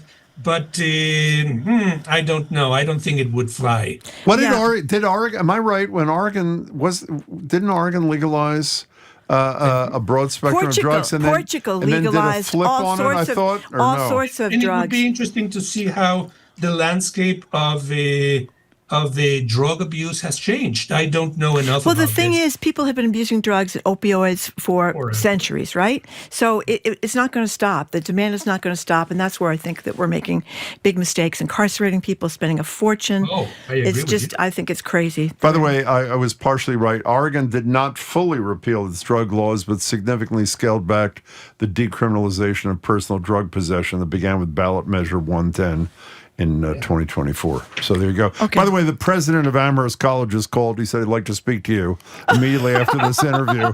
So give him a buzz. Call Tell him I'm busy. I'm in an interview right now.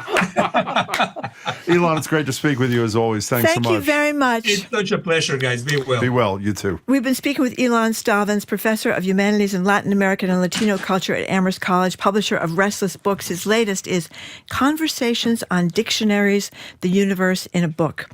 Coming up after this quick break, after more than a quarter century in prison for a crime he maintains he never committed, Ricky FuQuan McGee is free. He joins us with his partner, Jacqueline Fonseca. I'm Marjorie Egan. He's Jim Browder. You're listening to BPR 89.7 GBH, streaming at youtube.com/GBH News. Could you...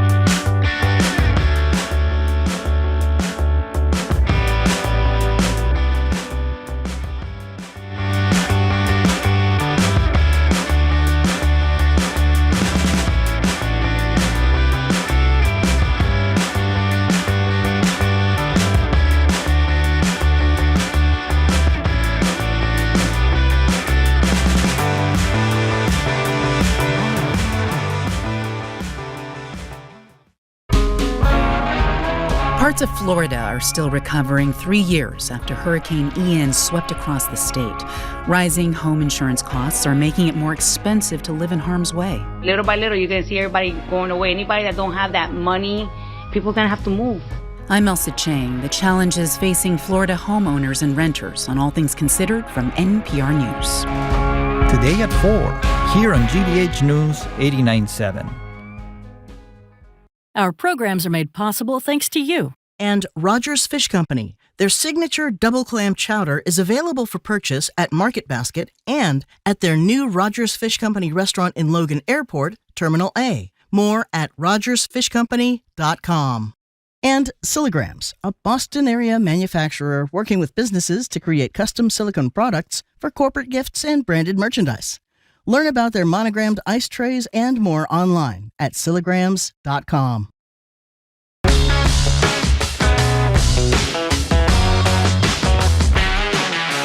Welcome back to BPR. Jim Browdy and Marjorie Egan. We're streaming at youtube.com/GBH News. Tomorrow we're at the library. Mayor Wu will join us for an hour, noon to 1. And at 11:30 on Wednesday, Yo-Yo Ma will join us at the library as well.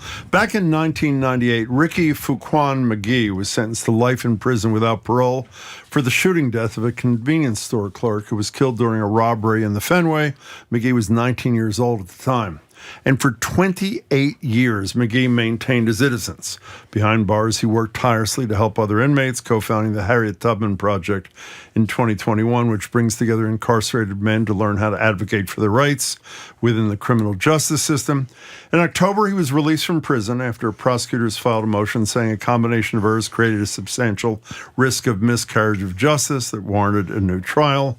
And earlier this month, thanks to McGee's own advocacy and the Innocence Program at the Public Defender's Office and his lawyer, Jeffrey Harris, who's also here in the control room, prosecutors officially dropped the murder case. McGee walked out of the courtroom into the arms of his mother and his partner. His partner's here too, Jacqueline Fonseca, who works for the New England Innocence Project, which is a separate thing, though that organization didn't work on his case. Both of them join us in Studio 3. FuQuan, congratulations and welcome. And Jackie, it's great to see you too. Thanks for being here. Thank you. It's a pleasure. It's an honor to be here with you guys. I listened to you guys for years, and it's been very therapeutic to me to listen to you guys every day at 11. Oh my God, is that really true? It's true because I think what makes you guys distinct is the guests, whether it be Anna Presley, when it was Rachel Rollins. You guys have people who, Mayor Wu, the AG's office, the governor, right? And that lineup is important for someone like me who studies civics. So I've been a fan of you guys for years. I'm glad to be here. I don't know what to say. That is really kind you of made to my say. day. We're really Okay. glad to hear it. All softball questions then from here on out. All softball questions. Beginning which, you've only been out for a few weeks, so how's it going so far? Nah, it's been incredible. I'm someone that's like a projectionalist. I kind of foreseen this moment 28 years ago, right? You know, the mind is ahead of time, so, you know, the body's kind of slow to catch up. But, you know, when I got there, you know, I was elated to kind of rebuild the next 28 years of my life. Yeah. And when you're someone that kind of projects, you're not surprised or overwhelmed by the moment. You're appreciative that it's here. But my mindset, I got 28 years to really attend to get my life situated. So it's just a quick shift, you know, just having the freedom to feel like I'm someone that's very independent. So, you know, allowing my mother to know what it feels like to have a son again, having my sisters know what it feels like to have a brother again. It's just the basic principles of humanity I'm trying to lean into. But I got the heavy lifts. I got the macro work, but it's the small thing that I'm paying attention to. Did your mother say when you got out it felt like a second birth or something like that? Yeah, like, you know, she said, like, she felt resurrected. Because my freedom really leads to a freedom for a lot of people. A lot of people felt emotionally incarcerated when I was incarcerated.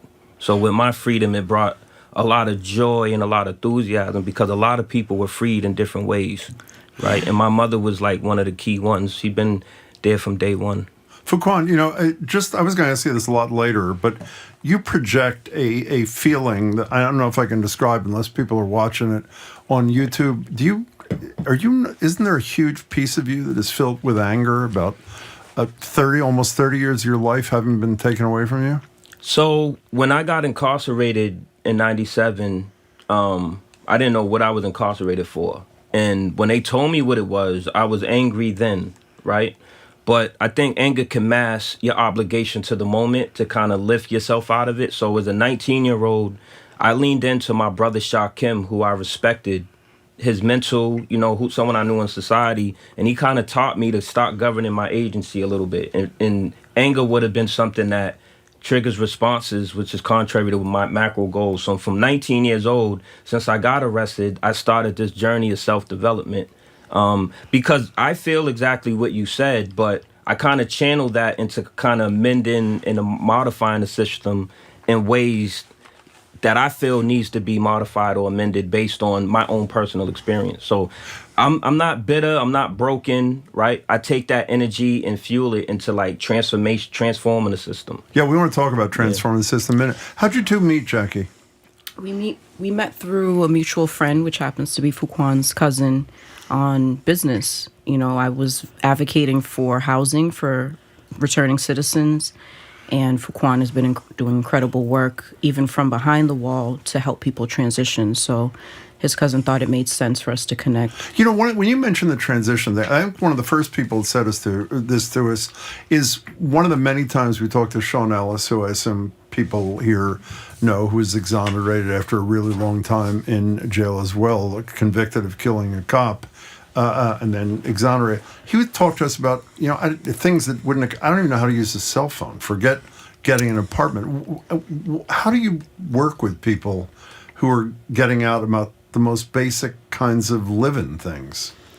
Yeah, I mean, just having a lot of patience is key. Understanding that they have been disadvantaged for so long and having the patience to deal with just the basics, the fundamentals. And when it comes to housing, a lot of folks have never had their own apartment before. They've never had to deal with credit or any of that because they've been incarcerated since they were young What kind adults. of discrimination do they face from landlords? Tons. I mean, just first of all, let's be honest, just being a person of color, there's already discrimination there. Being low income, there's a lot of discrimination there. So if anyone is approaching a landlord with housing assistance, there's already a stigma attached to that. In addition to having a criminal background, that's something that's a huge obstacle. But it's something that I've become an expert in during my years of housing advocacy. Well, that's something you got to think about too. Is earning a living after all this time being away. So, how do you go about making those moves? So right now, I don't have an ID. I'm currently working with the state to try to get one. Andrew Peck, who's the undersecretary, has been real generous with his time to try to expedite that for me. It's real dehumanizing to kind of walk in spaces and they ask you for an ID. You don't have one. Yeah. You explain that you just got out, but then you have to say, no, I was exonerated. Because when they hear 28 years, they're like, what did you do, right? But then I have to explain exoneration. Like, there's a lot of dehumanizing that comes with identification. But I've been reaching out to different entities to consult as a private contractor because I feel like I can help lift some agencies just with my literacy throughout the years. But I'm just seeking, in consulting opportunities. We're talking to FuQuan McGee, who after 28 years in prison is out, and Jacqueline Fonseca from the New England Innocence Project and his partner, both in life and in his work, which we'll talk about in a minute. You were a kid when you obviously were convicted. So you spent essentially your whole adult life until a couple of weeks ago, and you leave those people behind. And is thrilling as freedom has got you had a great line I read somewhere. You have a freedom fetish, it said. But at the same time, knowing you now for 10 minutes, my guess is you have some regrets about leaving the people you spent your whole adult life with behind. Do you? Or? I don't have regrets, nor do I have survivor's guilt. Because I'm in a better position to lift their narrative. One of the brothers here, Odair Fernandez, I bring with me.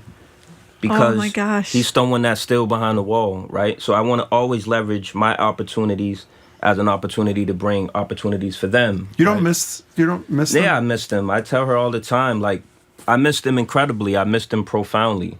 One of the things that they said was, we're not going to call you. We want you to spend time with your family. Then we'll call. I said, I spent the last close to 30 years with you guys. You guys are closer to my family than anybody, right? So I don't want to create tiers of people in my circle. These guys is as relevant to me than anyone. And I will dedicate my life to make sure they're on the side because a lot of the friends that I know don't deserve to be there. Tell us about the Harriet Tubman Project, which you formed 2021. Is that when you put the thing? Tell us about it. What's the goal? So the goal of Harriet Tubman Project is to educate. It started out with educating those that are incarcerated or those directly impacted. First about the system with the intentions of trying to advance from it, whether through parole, commutation, or getting your case overturned. But when you get released, leverage your freedom to help get 2 or 3 more people that are incarcerated out, right? So we had a lot of people that left Harriet Tubman before me. And when they got out, Jacqueline was incredible with organizing events that they can go to kind of speak to changing legislation, bringing literacy to the community about ways to get others who have been equally impacted by the injustices. So the reason why it's Harriet Tubman is because as much as we're focused on getting individuals out, we need these individuals to come back to develop a literacy. It wasn't content with her freedom. She felt she freed thousands more, right? So it's that mindset that we're trying to cultivate into our advocacy efforts. But I felt like it was important in 2021 to really create the foundation. What kind of some of the system or legal changes are you advocating for with some of these folks? Joint venture is one of the biggest ones. A lot of the folks that we know, similar to Odair Fernandez, has been convicted on a joint venture where even if you weren't the principal, if they can connect you at all to a crime, you can be charged as a principal. So we have people that are serving life without parole for minimal or no involvement at all in a crime.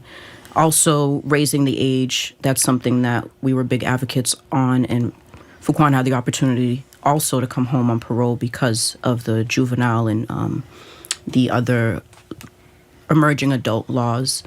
And right now we're really pushing for open file discovery from the DA's office. It was something that we had back in Suffolk County for a while. A lot of people were able to prove their innocence because of it.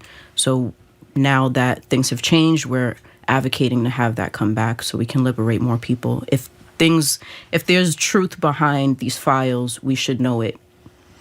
You know, Jackie, I was reading a story about making phone calls free in Massachusetts from people that are incarcerated, their friends or family outside.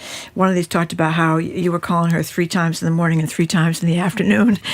At minimum. A lot more than that, yeah. So I wondered, you know, how do you start a romance with a man who's incarcerated? Again, it definitely started with business. Yeah. I think we're very like-minded in our advocacy, very like-minded in our passion to see justice. So a lot of the foundation of our relationship was based off of that, our work ethic.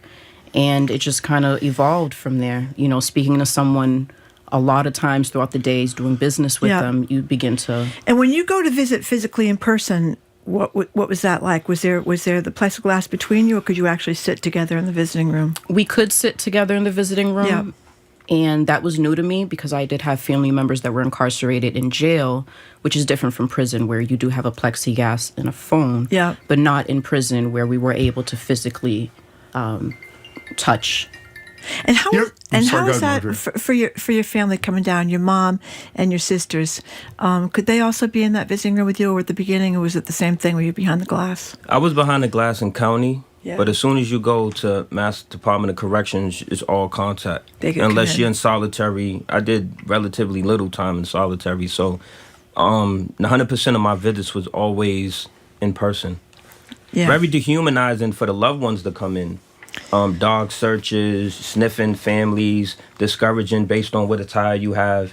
But to actually get in the visiting room, there's probably 10 to 15 dehumanizing encounters they have. So as soon as they enter the visiting room, you just try to give them a hug, be welcoming after them being sniffed by dogs and other things. So yeah, I've heard about going through babies' diapers and going through baby bottles. It's sad, but you know, and sometimes the dehumanizing experience is so bad, you spend the first 30 minutes to an hour just trying to bring them back, right? To humanity, and we're at a visit. So it's a lot of work, a lot of it shouldn't be as dehumanizing as it's been. You mentioned, Jacqueline, I'm sorry. Oh, I was just going to say, you mentioned wanting to modify and mend some of the system. Is that, I would assume that's one of the things you'd include a little bit? Yeah, definitely. I mean, because you would think about it, right? If this was antebellum slavery and people would come around like, how can we change this? People would be like, why would you want to change? I want out of here, right? Why would you want to change or tinker around slavery? I want to amend it. So our macro goal is upending the carceral system that is heavily relying on discriminatory practices, right?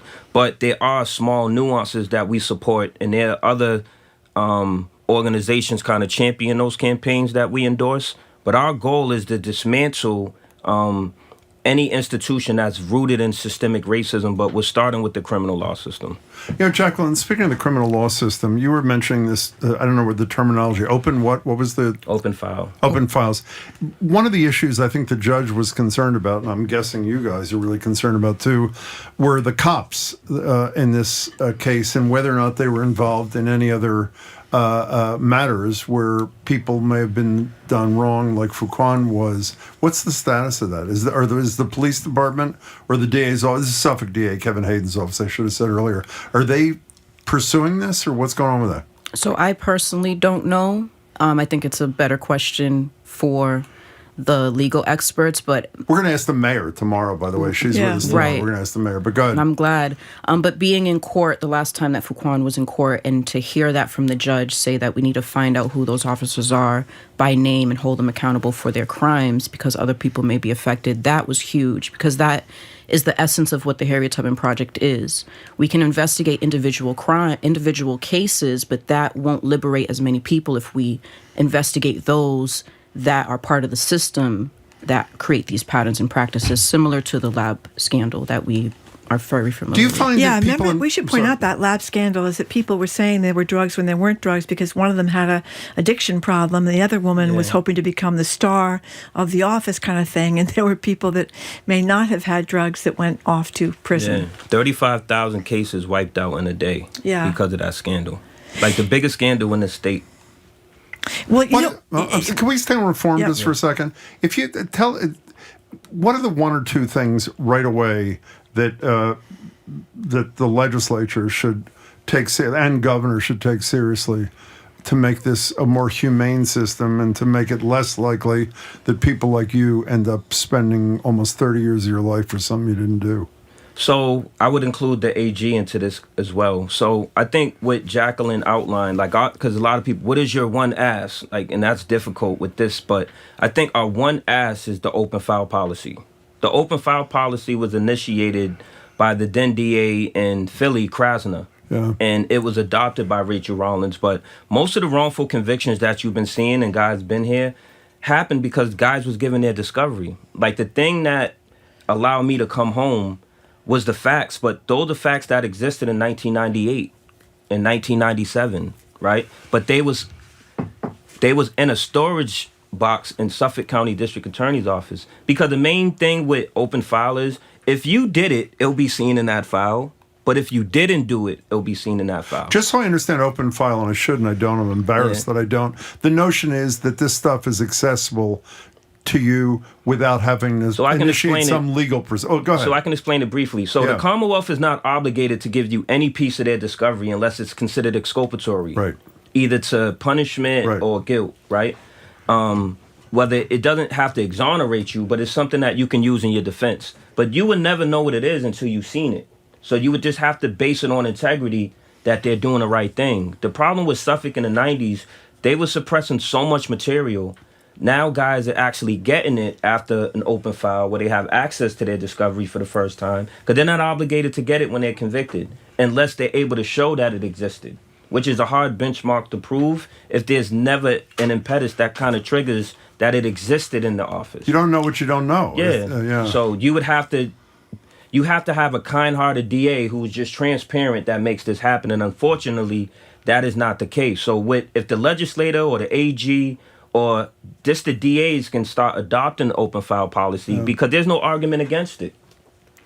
Well, I think during the time Rachel Rollins was district attorney in Suffolk County, how many people got out of prison? A few. It was like quite a few got out of prison. But when I read these cases and you see that a police officer lied or a detective lied, or in the Sean Ellis case, there were a lot of lying going on. I guess I'm naive. It seems hard to understand why somebody would want to send an 18-year-old kid away for 30 years knowing that they probably have the wrong But there was a statistic that I read in one of the discovery reports. It said from 1988 to 1997, there were 270 unsolved homicides in Suffolk, right? And that creates an impetus to solve cases. And with solving cases, right, with those that are considered invisible or marginalized, you're going to do whatever you take to get that conviction. And then they'll figure it out 10 years later, in my case, 28 years later. But it insults me. It's insulting to me how disposable we were. Yeah, that's how it seems, disposable. And I don't know, I know you got a new lawyer in here today, but many times the lawyering you get for your initial trial is not what it should be. How was your lawyering? He wasn't given everything. Like, he was trying to create a defense, but if you're only given 60% of it and the Commonwealth is suppressed 40%, and we still was able to get a 4-day deliberation, the jury was still deadlocked. So he did a good job. He couldn't do a great job because he didn't have everything that the prosecutor just gave us. Can we get back to what I asked you at the beginning? I'm incredulous about this. Everything I read about you says you knew that there would come a time when you were clear. There were no times in 28 years when you said, I'm going to rot in this place and I'm going to die in here? No, I think I'm a firm believer that your life will be what you will it to become, right? So I'm in prison. The goal of prison is to make you an inmate. That's something I refused from the beginning. I wanted to maintain my humanity, my dignity. How do you do that? You have to create a wall emotionally while you're in the wall, right? There were certain times I wasn't listening to staff because they wanted me to do things that was dehumanizing. That may have gave me a disciplinary infraction, right? But my humanity was the capital that I was going to walk out of prison with. Right. And I was someone that was organizing around humanity and keeping people civic centered and goal centered. Right. But they said in order to do something you never did, you must be someone you never been. And that mantra was my mantra for the last 28 years. And anyone that met me since I was a 19-year-old, that was their takeaway from me. Did you ever have any doubts that he was going to get out? No doubts at all. Why? I wouldn't have been in a relationship with him if I doubted it. But why did you? Why? I mean, there are a lot of people who were framed who never get free, and you have a look on your face that is. And why were you convinced here that sort of injustice wouldn't continue to be perpetrated? Why'd you believe in that? Well, first I did do my research on him. I read, and it just didn't make sense. His case just didn't make sense. I thought it was obvious that he didn't do it. Second, I am an activist at heart. I believe in fighting until the death. So I knew also with his character, speaking to him, understanding the work that he's doing, that it was inevitable that he would be home off of his own advocacy.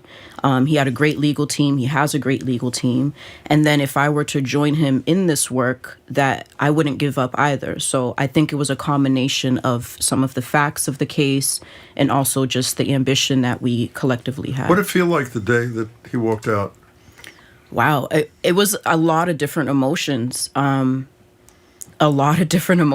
I think that what Miss Marion, his mother, stated, him, giving birth. I mean, I'm a mother, so I kind of resonate with that because you're happy, and then you think about all of the obstacles that are to come, and then you just want him to have his own space. And it was very exciting, very emotional, and a little overwhelming, but we were ecstatic. And we knew it was going to happen because we were very involved in understanding the legal aspect of his case.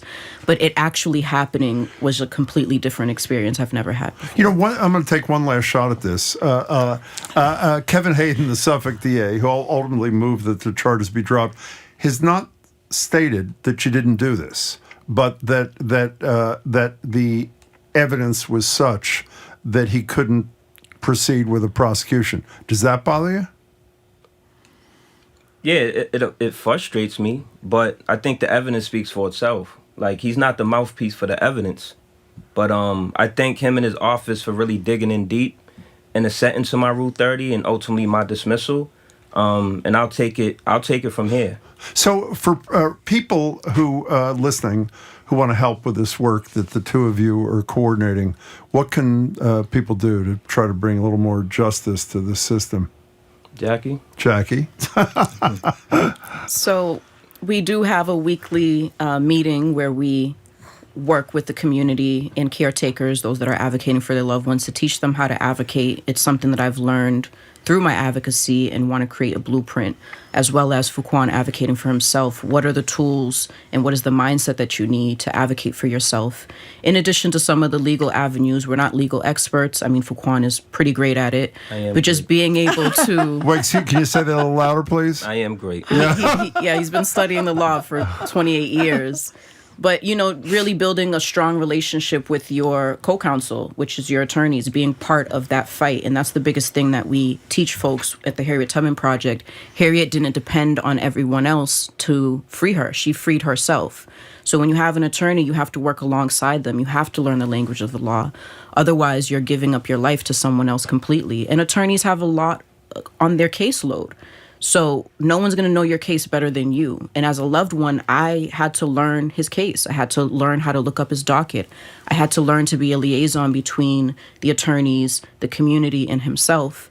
And, showing up is half of the work. You'll learn along the way. So we encourage people to show up to legislative hearings, to, testify on behalf of laws that they support or don't support. So there's a lot of different ways to advocate. It's not always behind a microphone. It's not always in front of a camera. There are people that are great artists, visually, audio. Like, how can we take your skill set? Because for me, as a housing advocate, I was used to advocating for people. So it came naturally to me to just transition into the law. But there's plenty of people out there with skills and resources that can be utilized. What's the website if people want to learn more and contribute, get involved? What's the website? TheHarrietTubmanProject.org. TheHarrietTubmanProject.org. Okay. And we're almost out of time here, but the holidays are coming up. Thanksgiving, Christmas. Got any big plans? Every day feel like Christmas. So I treat every day like it's a holiday because it is. And I try to let these guys live vicariously through me. So I'm not really a big holiday guy, but I'm a celebration guy, and every day is an opportunity to celebrate. Thank you very, very much. Oh, you were about to say something? I would like to add one more thing. Of course you may. As a member of the Commonwealth, I pay into the taxes.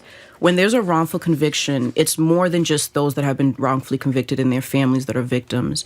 Those that are victims of violence and have lost loved ones, they should also be paying attention to who did commit this crime and how are our law enforcement operating when there isn't any accountability. So I think that there's always a division between victims of violence and victims of wrongful incarceration, and we need to work together to understand that there's a greater obstacle at play.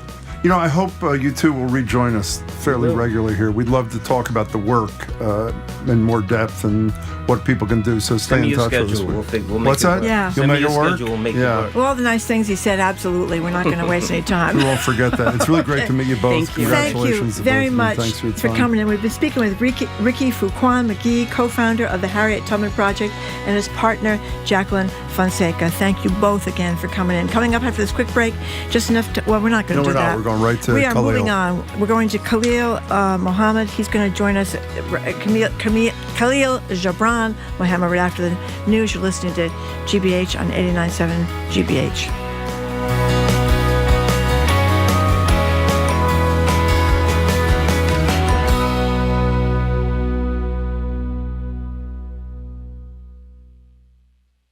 Join me, Paris Alston, on December 13th to learn how to make sticky buns with Chef Joanne Chang. Sign up by November 21st and we'll send a kit to make her signature recipe from home. Get in the mix at gbh.org/events. Support for GBH comes from you. And PNC Bank, who believes when you pay attention to the details, amazing things can happen. Like when you check the pockets of a jacket you haven't worn since last fall and find $20. PNC Bank. Brilliantly boring since 1865. And the Office of the Massachusetts State Treasurer. The Unclaimed Property Division is holding unclaimed funds from utility bills, uncashed paychecks, savings accounts, and more. To see if you have unclaimed money, you can visit findmassmoney.gov. And Gordon College, presenting Gordon's Christmas Gala, a holiday celebration of instrumental ensemble, 5th and 6th. Ticket information at gordongala.com. And Mass General Brigham Health Plan, providing coverage plans for individuals, families, employers, and retirees with benefits that help you live in your moment. More at massgeneralbrighamhealthplan.org. Coming up tomorrow. Trump threatened to take the World Cup away from Boston.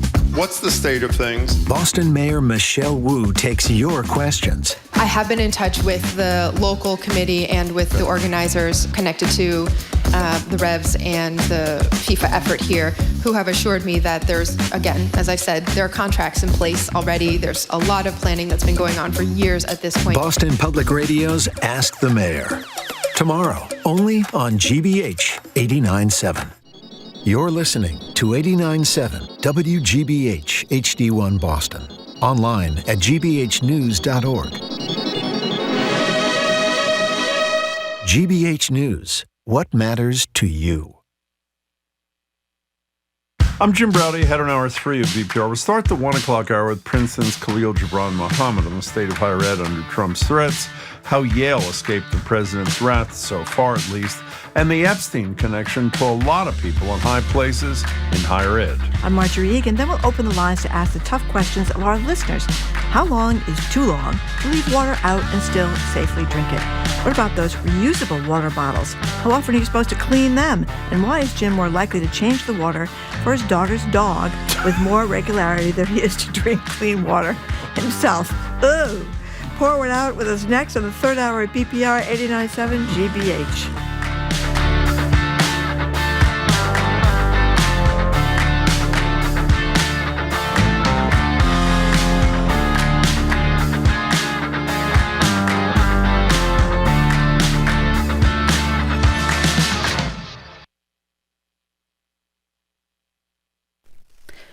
Live from NPR News, I'm Lakshmi Singh. A federal judge is ordering the Department of Justice to turn over all grand jury materials to lawyers defending former FBI Director James Comey against criminal charges. Today, Magistrate Judge William Fitzpatrick cited government misconduct in how a Trump-appointed prosecutor presented evidence. He said the DOJ had engaged in, quote, profound investigative missteps that led an FBI agent and a prosecutor to potentially undermine the integrity of the grand jury proceeding, end quote. Comey has pleaded not guilty to charges of making false statements and obstruction of a congressional probe. He is also one of President Trump's most prominent critics. Temporary flight reductions at major airports have been lifted as more air traffic controllers return to work. NPR's Joel Rose reports commercial aviation is now back to normal following disruptions during the federal government shutdown. The Department of Transportation and the Federal Aviation Administration say airlines can resume normal operations at dozens of major airports. The FAA said those restrictions had been necessary to keep the airspace safe, as the agency grappled with widespread staffing shortages of air traffic controllers during the government shutdown. But with the shutdown over, air traffic controllers have finally received some of the back pay they earned, and regulators say staffing conditions are now back to what they were before the shutdown. Airlines say they're confident they can ramp up quickly and should be able to return to their full schedules before Thanksgiving holiday travel begins. Joel Rose, NPR News, Washington. The president of Venezuela says his country wants peace. President Trump says a Venezuelan leader has signaled he wants to talk. The U.S. has been increasing its military presence in the Caribbean. NPR's Kerrigan has the latest. President Trump has been weighing military options against Venezuela. He says discussion with Venezuela President Nicolás Maduro may be coming and that the Venezuelans, quote, would like to talk. Over the weekend, the U.S.'s most advanced aircraft carrier arrived in the Caribbean, joining nearly a dozen other U.S. naval warships there. In Venezuela, Maduro repeatedly called for peace at a rally over the weekend and on state TV praying with religious leaders. On social media, leading opponent Maria Corina Machado urged Maduro's security apparatus to lay down its arms and join her independence movement. Kerrigan, NPR News, Bogota, Colombia. Former U.S. Secretary of State Mike Pompeo is the newest advisor to Firepoint, the Ukrainian defense firm under investigation for corruption. The company is known for long-range drones that can reach deep inside Russian territory. U.S. stocks are trading lower this hour. The Dow Jones Industrial Average is down nearly 200 points at 46,958. From Washington, this is NPR News. Good afternoon with the latest from the GBH newsroom in Boston. I'm Craig Lamolt. Massachusetts House and Senate negotiators say they've agreed on a final supplemental budget for this fiscal year. The bill is expected to backfill underfunded accounts that ran out of money in the budget year that ended on June 30th. House and Senate votes are anticipated to approve the bill sometime early this week. Condo buyers in Massachusetts may have more luck these days than people looking for single-family homes. From the New England News Collaborative, Dan Gutzman has this story on the latest report from the Massachusetts Association of Realtors. Last month, the number of condos on the market rose 5% compared to a year ago. New condo listings were up 4%. But the number of single-family homes for sale fell 6%, with new listings down 1%. Association President Sarah Gustafson blames that on national events. People may be waiting to see what's going to happen economically, what's been happening with the government. Things of that nature could be contributing to that. One thing that is the same, the median sale price for both condos and single-family homes jumped 2% over the last year. Condos up to $550,000, with homes up to $660,000. For the New England News Collaborative, I'm Dan Guzman. Mostly cloudy day with highs in the low to mid 40s. Looks like it'll be clear tonight, going down to around freezing. Tomorrow, sunny with a high in the mid 40s, and pretty much the same thing on Wednesday and Thursday. Both days look sunny with highs in the mid 40s. The Bruins host the Carolina at the Garden tonight. This is GBH News. Support for NPR comes from NPR stations. Other contributors include Capital One, offering their dining and entertainment card, Savor. What's in your wallet? Terms apply. Details at CapitalOne.com. And listeners like you who donate to this NPR station.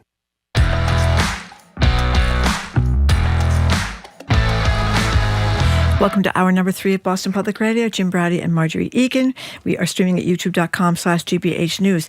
Big week for shows, Jim. Tomorrow, live at the Boston Public Library, we're going to be joined by Boston Mayor Michelle Wu, taking our questions and yours. On Wednesday, about 11:30, we're going to be joined by the legendary cellist Yo-Yo Ma, who's going to perform live right at the Boston Public Library. And Friday, Jinx Monsoon and Ben Delacreme join us ahead of the Zinks. They're amazing. Jinx and Dula Holiday Show. I just mispronounced that. Dula Holiday Show at the Wang Theater. Hello again, Jim. Hey there, Marjorie. Joined on Zoom by Khalil Gibran Muhammad. He's professor of African American Studies and Public Affairs at Princeton and the non-resident senior fellow at the Ash Center for Democratic Governance and Innovation at the Harvard Kennedy School. Good to see you as always. Hi, Jim. Hi, Marjorie. Hey, great to see you again. So you're back and forth between the two universities. I was a little bit surprised to read in this Epstein files that Larry Summers, who used to be the president of Harvard, has been mentioned so many times in these files. He's had these emails back and forth between him and Epstein long after Epstein was first convicted of solicitation of a prostitution with a minor, where he pled guilty with a minor under the age of 18. So what do you make of that? Well, I make that Larry Summers, like so many others we are discovering in the email dump, used Jeffrey Epstein for various things, including allegedly fundraising to support his wife's work, as well as disclosed in the Washington Post, to help get a date. So these relationships apparently run fairly deep. And what Epstein did in the past was not disqualifying, despite any commentary these days of people expressing regrets for having a relationship with the man. So is it as simple? I mean, I know you can't get into the head of Larry Summers, but is it?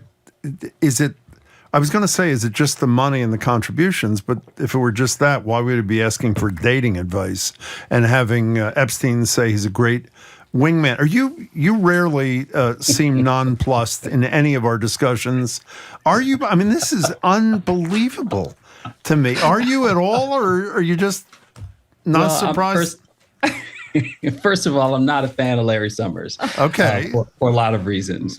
So I am not surprised in his case. I mean, as some people pointed out, who are current faculty members at Harvard University in a recent Harvard Crimson newspaper piece, that Larry Summers became perhaps one of the most controversial presidents in Harvard's history, precisely for saying things that essentially amounted to women were not as smart as men in math and science.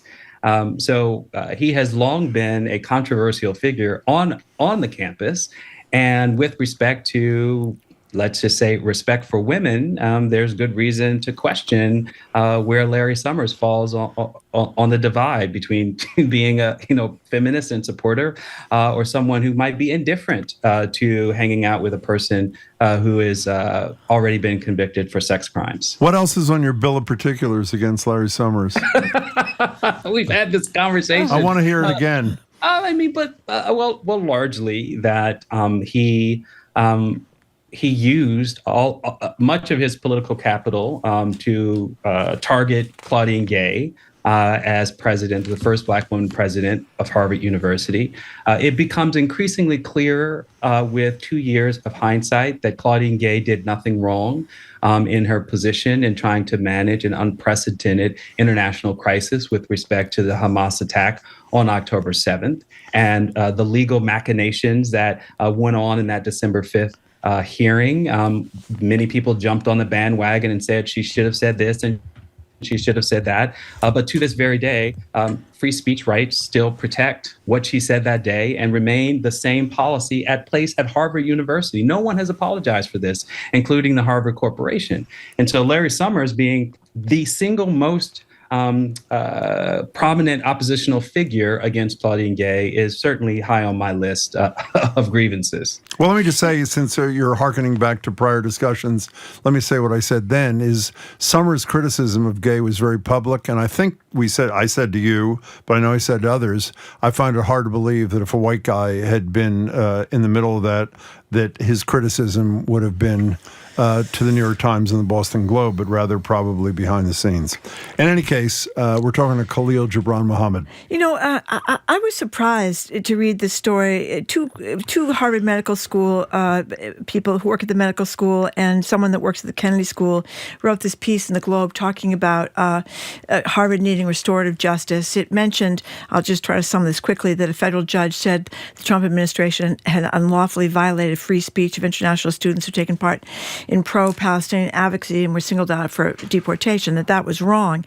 But then these three writers go on to list a whole things that the university has done with systemic internal repression of teaching, scholarship, and other activities focusing on Palestinians. It goes down a whole list: canceling this vigil for Gaza, getting rid of the leaders of the Centers of Middle Eastern Studies, terminated the associate director of the Divinity School's Religion, Conflict, and Middle East Initiative, the only Palestinian employed at the Divinity School.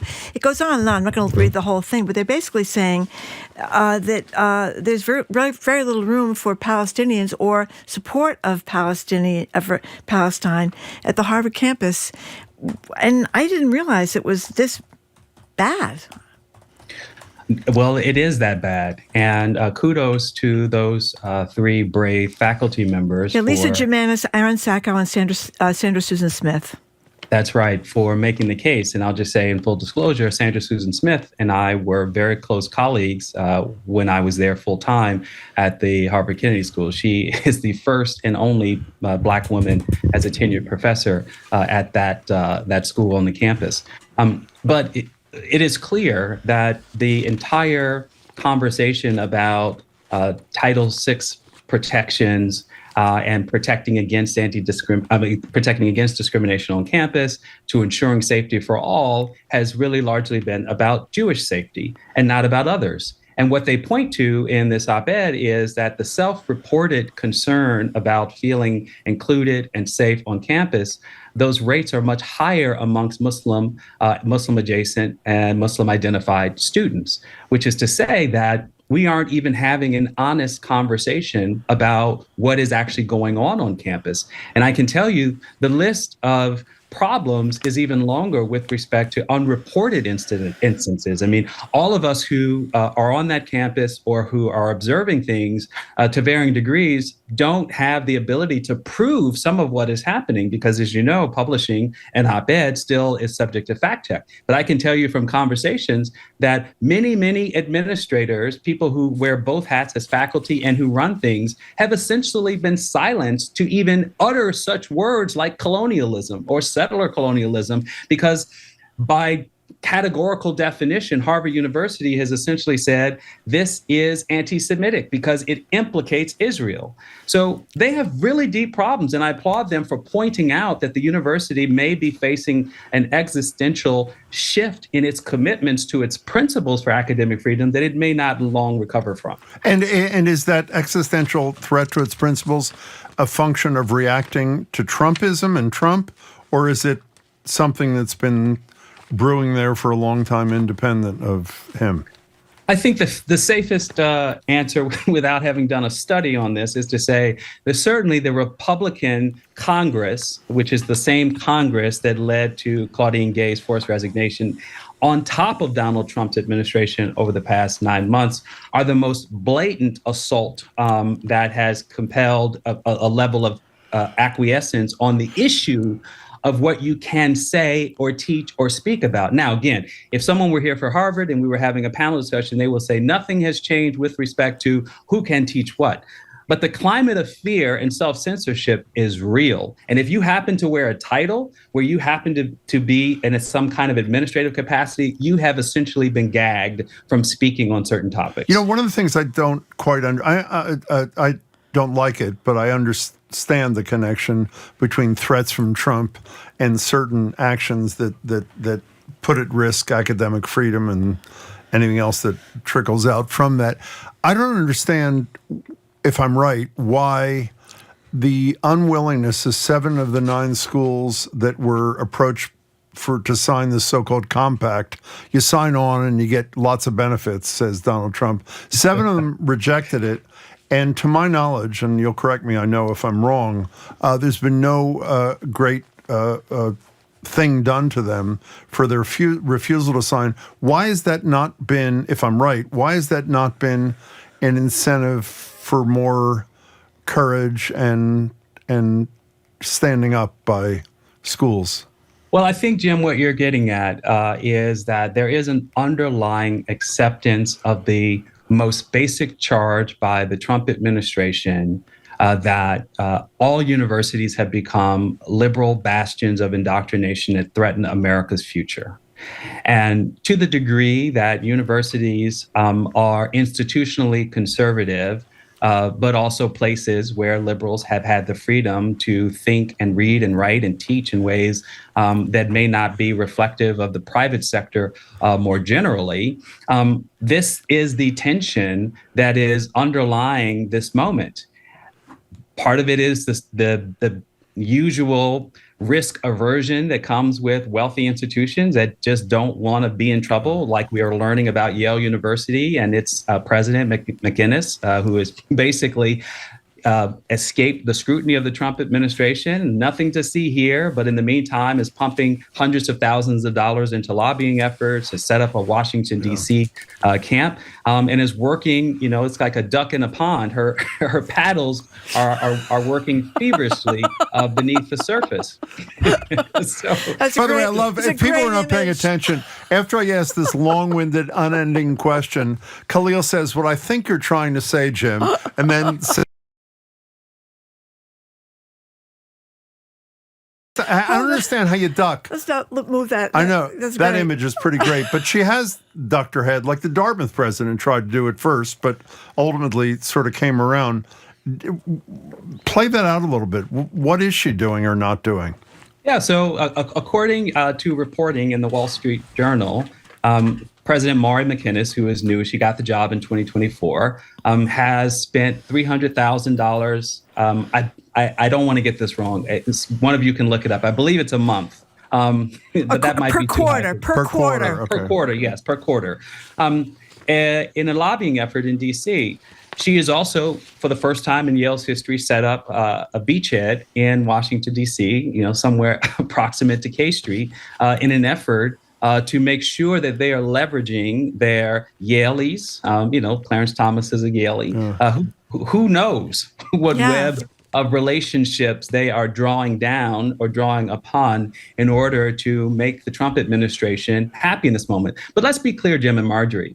Most of the legal standing for which this assault on higher education is being executed is suspect at best and non-existent for the most part, as best we can tell at this point. I mean, this is a consequence. This is policy making by way of executive order, which has not been scrutinized enough. We have had some legal decisions in the district and some appellate courts, but by and large, the Trump administration is just creating policies that prima facie look illegal. And the degree to which many of these universities are going along is the same story we've been having for months, which is to say, avoiding legal risk, avoiding being singled out, and ultimately for the leaders of these organizations losing their jobs over this. The irony, too, is that when you look at Americans have anti-Semitism has increased in the United States of America because of what has happened in Gaza, if you look at polls. And that's why I find this so odd that if you really are concerned about anti-Semitism... But Trump is not concerned about anti-Semitism. Not, but you'd think... Why is he eating with Nick Fuentes? I'm talking about what Harvard is doing. I'm sorry. That you're breeding almost more anti-Semitism among people who have it's always been strange to me. We can't hold two things at once here. October 7th was horrible. Anti-Semitism is real. It's been historic through the ages. And what's happened in Gaza is another horrible tragedy that continues. I don't know why that's so difficult, especially for smart people. You know what I mean? It is hard. I mean, and I appreciate, Marjorie, your kind of confusion about this. I said a long time ago that what happened in Israel was 5,000 miles away, and yet Benjamin Netanyahu took to Meet the Press 2 years ago and said that ground zero for the problem that Israel faces its future is on university campuses. And that was weeks before the congressional hearings took place that animated the forced resignations of a number of people. It is clear that the Netanyahu administration is a right-wing Likud party committed, as was just announced in today's reporting, to never accepting Palestinian statehood or self-determination. The Likud party itself has the same slogan, from the river to the sea, with respect to the greater indigenous population of Israelis that they are claiming is their birthright. So at best, we have two competing narratives of both history and who belongs. But only one group is being singled out here as the perpetrator of contributing to a climate of discrimination. And that is that people who are pro-Palestinian are the ones subject to censorship, to attack, who are the tip of the spear with respect to dismantling DEI. I mean, let's not forget that the attack on DEI largely began in earnest as a solution to solving for anti-Semitism. And this makes no sense, and it never did. And yet that's where we are. Joining Khalil Gibran Muhammad, I need you to explain one other thing to me, because I'm not sure what I make of this. We've spoken to you about the president of Princeton and his something he wrote that we were impressed with a couple of months ago. He comes to Harvard. Jim, it sounds like you're no longer impressed. Well, I don't know if I should be or not. I mean, I don't know what to make of this. I mean, he says in his panel or whatever the hell it was at Harvard, we have a clear commitment to free speech, but then at the same time, he's saying that we don't negotiate. I was about to say we don't negotiate with terrorists. We don't negotiate with students when they're, for example, if they've taken a building or violated a rule. Until such time as that ends, we don't negotiate them. Time and place and manner of demonstrations, of protests has to be established. It doesn't sound like a clear commitment to free speech to me, but you're there, and I figured we'd hear from you. What was your takeaway from what he had to say at Harvard? Yeah, this was a recent appearance because President Christopher Eisgruber of Princeton University, he's been in the job about 12, 13 years, is a constitutional law professor by academic discipline, recently published a book on free speech. And so he's promoting the message in this book, which is how to do free speech in higher education, essentially how to protect it. And this is an appearance he made to talk about his book with the new dean of the college, David Deming, old colleague of mine from the Harvard Kennedy School. And the takeaway here is that he wants to hold two things as values. One is that universities must maintain a neutrality principle, that all speech has a place. And that the university should take no position one way or the other with respect to one kind of speech or another. The second is that because the university is a place of learning, it must have a commitment to protecting that learning environment with this free speech rights, which means that you get your free speech rights, but under certain constraints. And these are these time, manner, and place constraints that he talks about. That's how he's splitting it. But you could argue that depending on the details, the devil is in the details. What do you argue? What do you argue?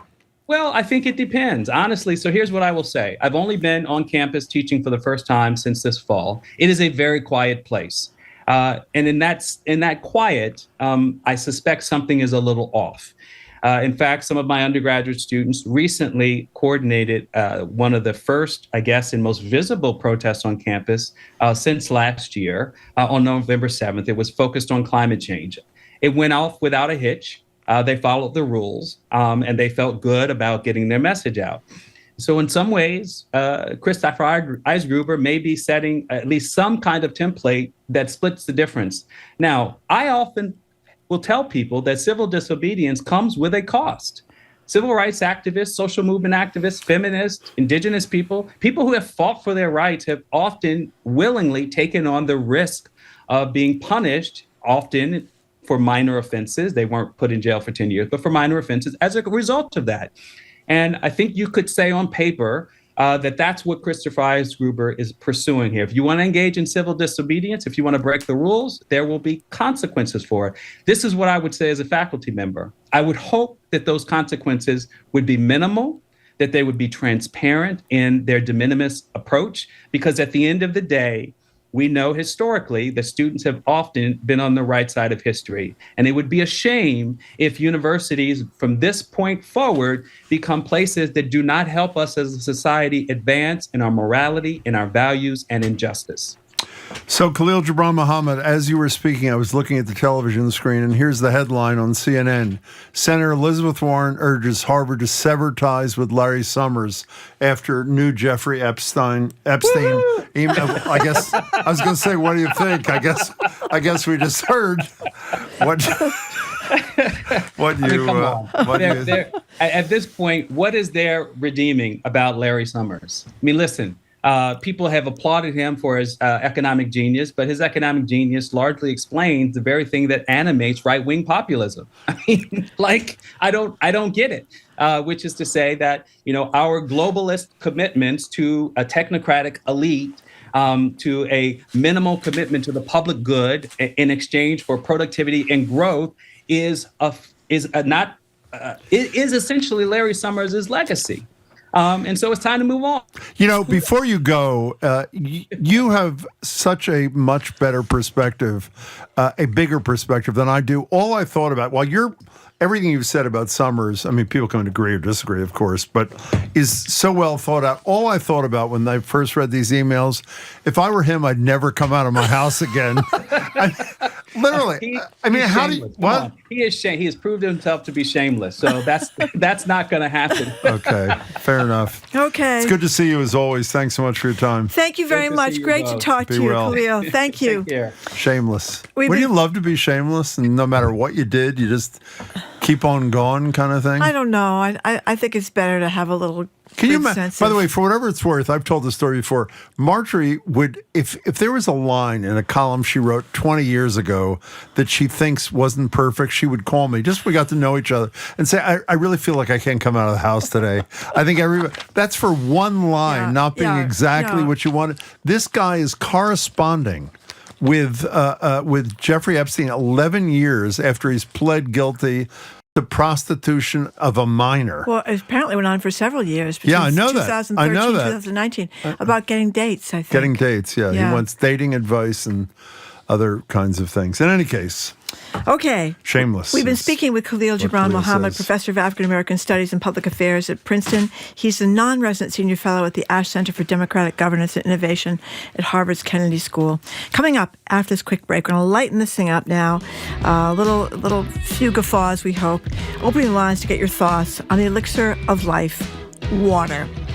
What happens when you leave a glass of water out on the nightstand too long, or you forget to clean your water bottle? I'm Marjorie Egan. He's Jim Browdy, listening to BPR 89.7 GBH, streaming at youtube.com/GBH News.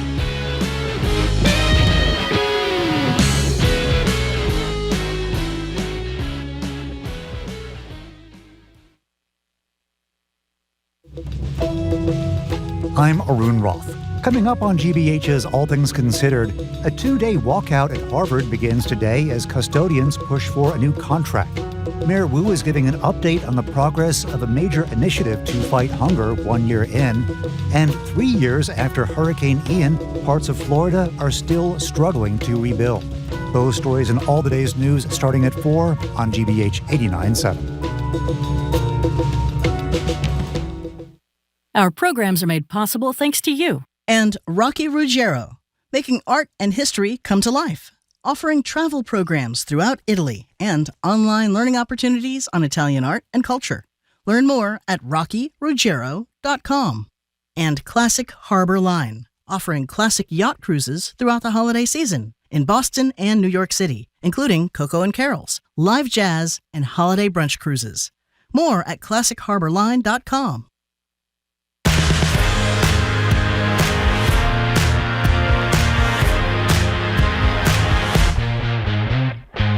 Welcome back to BPR. Marjorie Egan and Jim Browdy, streaming at youtube.com GBH News. Tomorrow at the library, Michelle Wu from 12 to 1.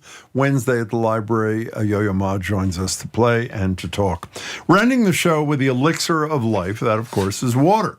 Specifically, that 2-day-old cup of water you left out on the bedside table. We want to know, if you look over it in the middle of the night and you're parched, do you pick it up and drink it? Bacteria and dust be damned. A recent piece in my favorite magazine, I think it's Marjorie's too, actually, Better Homes and Gardens. Better Homes and Gardens, love it. I didn't even know it still actually did what it does. Ask the important question, what happens to water when it gets left out for a while? Is it safe to drink? Do you accept that strange aftertaste, and there is a strange aftertaste, and move on with your life, maybe feed the questionably rancid water to your plants instead? Perhaps most importantly, do you change out the water for your dog or cat with more regularity than you clean your own reusable water bottle? Marjorie. Water bottles and you, flush it out with us at 877-301-8970. I have two things to say. What? I never, ever, ever drink a glass of water that has been out overnight. Well, that's great, Jim. Ever. Ever. Well, thank you for saying that.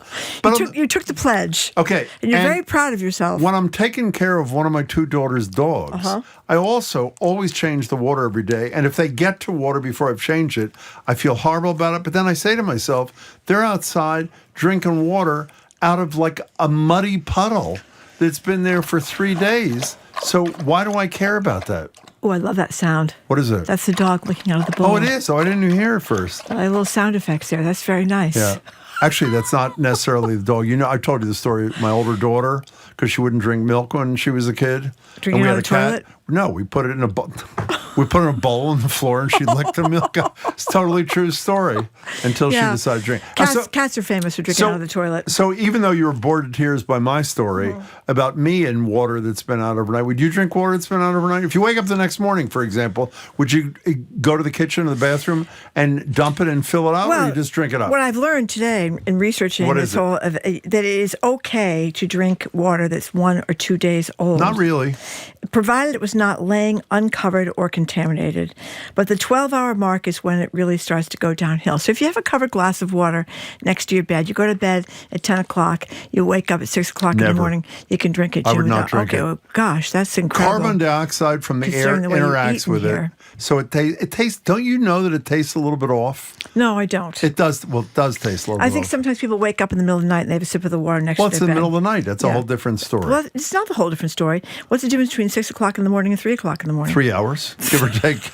Maybe supposedly 15 for minutes. 1 or 2 days it's okay, but I think the more vexing problem for many people that I know, water bottle, because she has a water bottle. I have a water bottle here. Hold it up, please. Here's my water bottle right here. There it is, yeah. Stanley. How much that cost you? $35. Oh, you didn't? Oh, that's not bad. They were inflated for a while, but then they kind of came back down. And what's the issue? Well, you have to be sure you clean this out, I would say, every day, because you begin to see, Jim? No, I don't. Mold around. Yes, you do. Yes, you do. And they have a straw, and you better take clean it with the pipette, because you get germs in there, and you could be in big trouble. Very big trouble. 877-301-8970. What is your position on water that has been sitting around in your life? Do you drink it? You never Do you hear replace it? about people being felled by drinking a glass of water that's been around too long. You don't hear about people getting norovirus or the flu or anything from drinking. You want to know the truth? Yeah. I was felled about a week ago. I was felled, and I'm quite convinced that I was felled by day-old water. By the way, can I ask you, this is a serious question. You can't tell that water that's been out for a day tastes different? It doesn't taste because of the bacteria or whatever it is? It tastes different. Well, I think, it tastes old. Okay, Jim, you know what? We're drinking all day long water here that's covered, right? Yeah. The water you get, you're supposed to recycle the plastic What things. if it's in a glass? Well, they're here for days. It's here for days. No, it's in a bottle with a cap on it. Well, that's the thing. You want to have it somehow covered. What if it's in a glass? How do you cover that? You put a little doily on top Can I of tell you, speaking of that, by the way, when you were off that day and Paris Alston and I interviewed the vice president, Kamala Harris, do you know what they did on top of her water glass? There was a little vice presidential doily Doily. That There they you put go. on top of her water thing. I saw that example from Kamala Harris, and I have practiced the doily method ever You since. do? I don't think so. 877-301-8970. Where are you on the water dilemma? I know I pronounce water like I'm from Philadelphia, but I am from Philadelphia. Here's Seth from Rhode Island. This is how I feel. I replace my nighttime glass of water once I see little amoebas floating around. Now, I assume Seth is joking. You can't see him, but that stuff, is it amoeba or bacteria? What is an amoeba? I don't know. Well, they get into your water and little bits of stuff that's floating around the air. And it's not good for you. I'm telling you right now. It's really not good for you. Oh, so you've seen an amoeba floating around? Yes, I have. Yes, I have. I don't and think so. you know what it did when I saw an amoeba in it? I drank it anyway. It felled me. It did. It felled you. I was felled. Okay. Solution: keep your water in a smug mug, and the germs will simply slink away to Cambridge. That's not funny. I mean, it's amoeba is a single-celled animal. Remember, we had to study those, and they're kind of these gel-like things. Yeah. They switch shapes or shape switch, whatever you call that. Okay, let's take some calls. Robert in the car. Thank Hello, you for Robert. calling. What's your take on this water thing? Well, I got two things, one Please. for dogs and one for humans. Please. I know that some people have very poor behavior with their water bottles. Exactly. And so they have to backwash when they take a drink. So obviously they should just throw it out after the bottom of the bottle. If you wrap both lips around your water bottle mouth, you're definitely going to be washing stuff from your mouth back into the bottle. Absolutely. Backwash. Second thing is on my dog. Yeah. If I go to fill his water bowl and I feel the bottom of the wet part of the bowl and it's slimy, it definitely needs to be. Yeah, I'm with you. Slimy. Slimy's gotta go. Oh. Now, let me ask you a question, Robert. You've actually thought about this much more than we, and see if you've had the same experience I've had. If you had a glass of water by your bed and you looked over and there was amoeba swimming around in the water, would you drink it or would you not? I'd probably assume that I was dreaming because I don't have the magnification to see the amoebas. Oh, we have huge amoeba in Cambridge. That's a different kind of thing. They're oversized. They're really large. Robert, that was an excellent, detailed call. Thank you. According to the BBC, every time you take a sip from your water bottle, you are depositing bacteria inside, and over the course of the day, these bacteria can multiply by the millions, and doesn't take that long to multiply that high because people generally have between 500 and 600 different species of bacteria living in their mouths at any given time. 500 to 600 species of bacteria and 11 to 12 kinds of amoeba. Do you know that? All swimming around in there. 877. By the way, there is no way. Look at me when I'm talking here because I know you're not telling the truth. You do not wash that water bottle every day. There's zero chance of that. Zero. Actually, what I do. Okay, see now. What I do is I rinse out the inside, but then I take off the top and I look to see, let's see how you do if there's any mold? at all black spots. Yeah. And then that's when you have to clean it out. And what if there's no black spot? Would you wash it? I might Look at it now. I might just give it a quick rinse if there are no black spots. But if there are black spots, you have to take the sponge and get really serious and get right in there. And then you take the pipette, and I have several pipettes. You do have pipettes. To clean out the straw. Wow, that's an amazing story. You rinse the pipette in a little soap, and then you put it through the straw back and forth a few times. Yeah, and you have to rinse it out well, otherwise you don't want to taste the soap. You know That's what I mean? a very good point, Yep. Okay. Now, that was an excellent explanation. So, Sam in a car, you are next. We're talking about water that has overstayed its welcome. Hello there. Good afternoon, and thanks for taking my call. Yeah. I have a completely different take, 180 degrees away from your position. I sure do. Okay, we're ready. Americans get us. All right. Jim, you got sick last week because you're too clean. Americans stay too clean. They shower too often. Yep. They bathe too often. We do. They obsess about things like your water being 12 hours old. Yeah. I didn't get COVID for 3 years. I finally got it by going to the Newport Jazz Festival. Sure. But other than that, none of my friends have ever complained that I stink. But I only shower 2 or 3 times a week unless I'm also exercising. Well, I'm a runner and a cyclist, so after running and cycling, of course, I do shower. Yeah. But people are too... And my dog, he gets fresh water, but, not every morning. So let's not obsess about this cleanliness thing so much. So, Sam, you're like of the, do the 5 dirty bits or whatever there are. How many dirty bits are there? 7 dirty bits. That's what you do. You have to get the dirty bits after you exercise. You don't need necessarily to wash your entire arm or entire leg. Is that where you are? Yeah, and by the way, I used to run this mobile unit producing live broadcasts for you guys, and Eric Jackson never complained about me stinking. Whoa! Where'd you do that? Oh, my goodness. Where'd you do that? Well, I did it for you guys. This is Dan Copper. I was the first PD of WBCN, and I produced live broadcasts. Oh, my God. Wow. I didn't... And I don't stink. Now, let me ask you a question. How did the people at BCN feel about the fact you never took a shower, Sam? Were they upset with that? Well, we were all hippies then, so none of us. Exactly. That's exactly right. Sam, thanks for the call. Do you remember the guy that came in? People? We had We had a woman and a guy. I think she's president of the company. Yep. Who hadn't bathed. How long had they not bathed? Years. They had some dirt stuff. Yeah, what did he do? What was that thing called? Dirt? I don't know, but they claimed that after a while, something? Yeah, they had some dirt stuff that they probably... And I do remember, by the way, unlike you, Marjorie, who you say you're the real journalist in this twosome, I smelled his armpits. Do you remember I walked over to the guy? I did. This is about 7 or 8 years ago. I had him raise his arm. I stuck my nose right in there. And I have to say... How did it smell? He smelled pretty good? He smelled quite fine, yeah. A texter sort of like Sam, I think. A texter wants to know why Jim is suddenly so afraid of water when he has mushrooms growing in his car. That's a very good... That was 2 cars ago, actually. Very good question. I do not... Another texter says they grew up drinking from a garden hose. Is that full of amoebas? I wouldn't know. I really don't know. A lot of people drink out of garden hoses.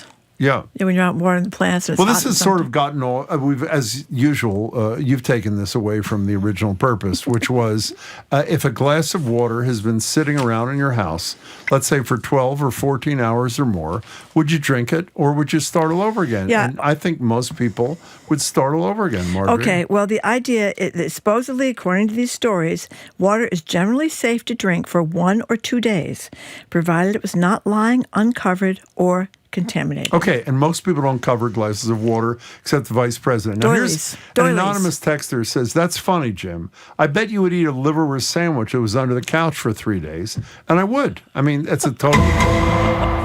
Well... Oh, an anonymous texter says brainworms thrive in nighttime water glasses. Is that really true? Is that what happened to RFK Jr.? Let's go to Bonnie in Brookline. We're talking about water lying around and how you treat it. Hello. Hey, hi. Yeah. Yeah, I drink it. I drink it all the time. I don't care. I didn't even know if I wanted to call in, but I felt compelled. I do shower. How often do you shower, Bonnie? How often? Every other day. I do shower every other day. And can I ask you... Unless I've worked out. If I've worked out, then I shower again, even if it's the same day. Now, Marjorie wants to know, but she's too shy, so I'll ask her, do you wash everything every other day or just particular spots? The dirty bits. No, if I'm in the shower, I do wash everything, including my feet. Wow. You got to do the feet. It's controversial too. Yeah, I do wash my feet. I was encouraged by one of your other shows one time. What was that? About how people were grossed out, I think, about not washing your feet. So I've become more conscientious about that. Well, I'm real thrilled that you learned something. If I'm in the shower, I do wash everything, including my hair. Now, Bonnie, you mentioned you leave but the I don't drink the water. I don't drink the water, no. I thought you did drink the water. Well, she either does or she doesn't. You do. Drink the water. And you have not been felled. Here's the thing. I love brushing my teeth in the shower. Yeah. And that water, first of all, it's sitting in your water tank. It comes from a reservoir that is not necessarily covered. No. Right. So, and, you go swimming in the ocean and you get water in your mouth and... That's another good point. You made a lot of good points, actually. That was excellent. Well, that was like a multifaceted call that touched on a lot of things that needed touching. Yeah. Bonnie, thank you. I don't think most people are very worried about drinking water. I am worried about it. In all seriousness, can people answer this question? Because Marjorie says she's not aware of this. Water that's out overnight doesn't taste right. It gets not quite rancid. What do you mean, okay? It's got like a weird, unhealthy taste to it kind of thing. Here's a texter who says, I put a full glass of water on the coffee table every night before I go to bed. Then I trim my toenails and then I drink the water. I sleep like a baby, no problem. Well, that's disgusting. I mean, that is really... is Isn't really that a great sound? The dogs always spill the water all over the floor, too. You notice that? How do they do messy. it, though? They're messy. Did you ever try when you were younger drinking water with your tongue like a dog? No, Jim, I did not. I have. And how do they get it in there? Well, do you have any idea? difficult. It's difficult. But they get it right in. They spill a lot. Haven't you noticed the water's all around the dog? Unless you have one of those special containers. But if you just have regular bowl of water on the floor, the water's all over the place. Yeah, it's all over the place. Mike in Framingham, what do you think? When Harry the PBS dog from C2C was still with us. Yes. Would you change his? I know it's sad, but he was a great dog. Do you change the water every day? I did. Why?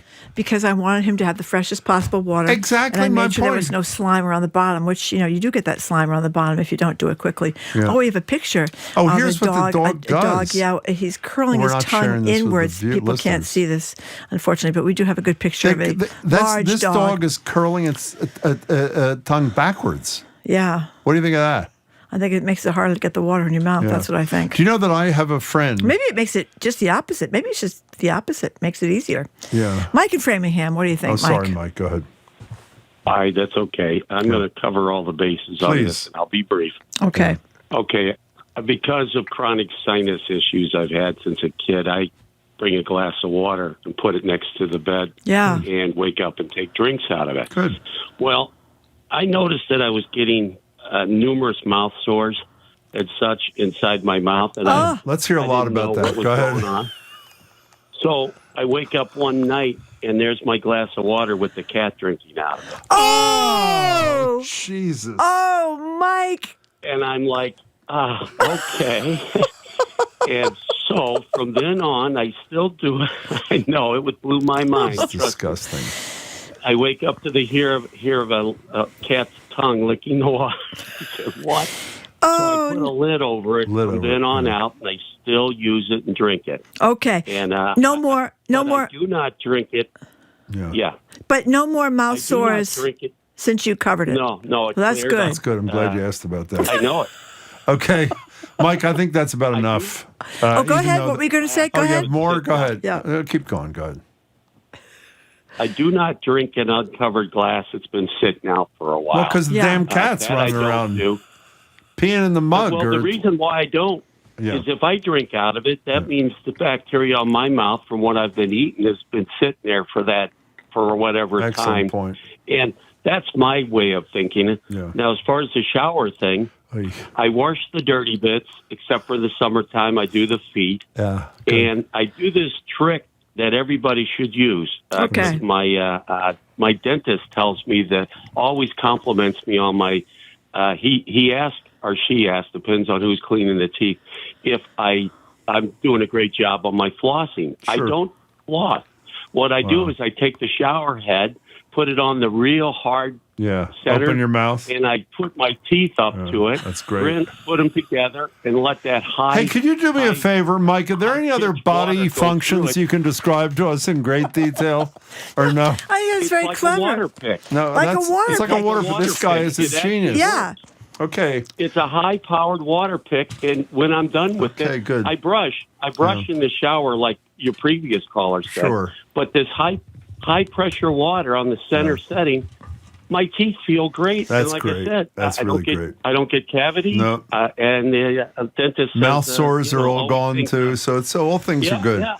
Okay, Mike, that was excellent a great from call. beginning to Mike, end. thank you very much. That was really I'm glad that he covered the cup there so the cat wouldn't drink out of it. Now, let's ask Zoe. Texter, Zoe is the biggest cat person we know. Zoe, if you knew that your cat drank out of, she's answering a call, but drank out of the water, but you were really thirsty, would you drink out of the water, or would you worry about mouth sores like our friend from Framingham? Oh my God! You hear that? She drinks out of a sippy cup because her cat would drink out of the thing. Yeah, so you as gotta much watch as she cats. is enamored of her cat, she will not drink out of the same thing. Well, especially when you see them drinking out of the toilet. Cats drink out of the toilet So all the time. we're going to prioritize all calls that have something to do with mouth sores. If you can, if you can tell. Zoe. Several people are texting, and this is one of them who says that they have a neighbor who only showers once a week and she stinks. Well, do you not know people who don't shower? No, I don't. It's like a European kind of thing. Well, not. They don't. I mean, I know people that might just do it 2 or 3 times a week. I don't know anybody that does it. Buster says, I only drink and eat in the shower, and I'm in there 3 times a day. Yeah, I mean, that's not a bad thing, too. Another texter says, I think Harriet Heinemann loves drinking cold water left out on Jim's nightstand. Okay, let's not. We almost made it through a segment without that, but apparently not. Michael, you're on Cape Cod. We're talking about, I don't know what we're talking about, but welcome to the show. Hi. Hello. Hi. Can you hear me? Perfectly. Okay. Thank you for taking the call. I love you guys. I've been listening to you forever. Thank you. I've listened often and really appreciate what you do for the community. That is really nice of you to say. Thank you. I'm actually a retired physician. Oh. And I used to take care of, I'm a retired gynecologic cancer surgeon. Oh. And I had a lot of patients over my days who were fixated on cleanliness. Yeah. And, to the point where they'd obsess. And I think that we have to kind of use some common sense about this. We can lean one way or the other, but somehow human beings survive under extreme circumstances. You can be dehydrated, and then you don't really care if there are amoeba in the water. That's a very good point. Or you could be in a situation where, you're drinking contaminated water and you get diarrhea and you die.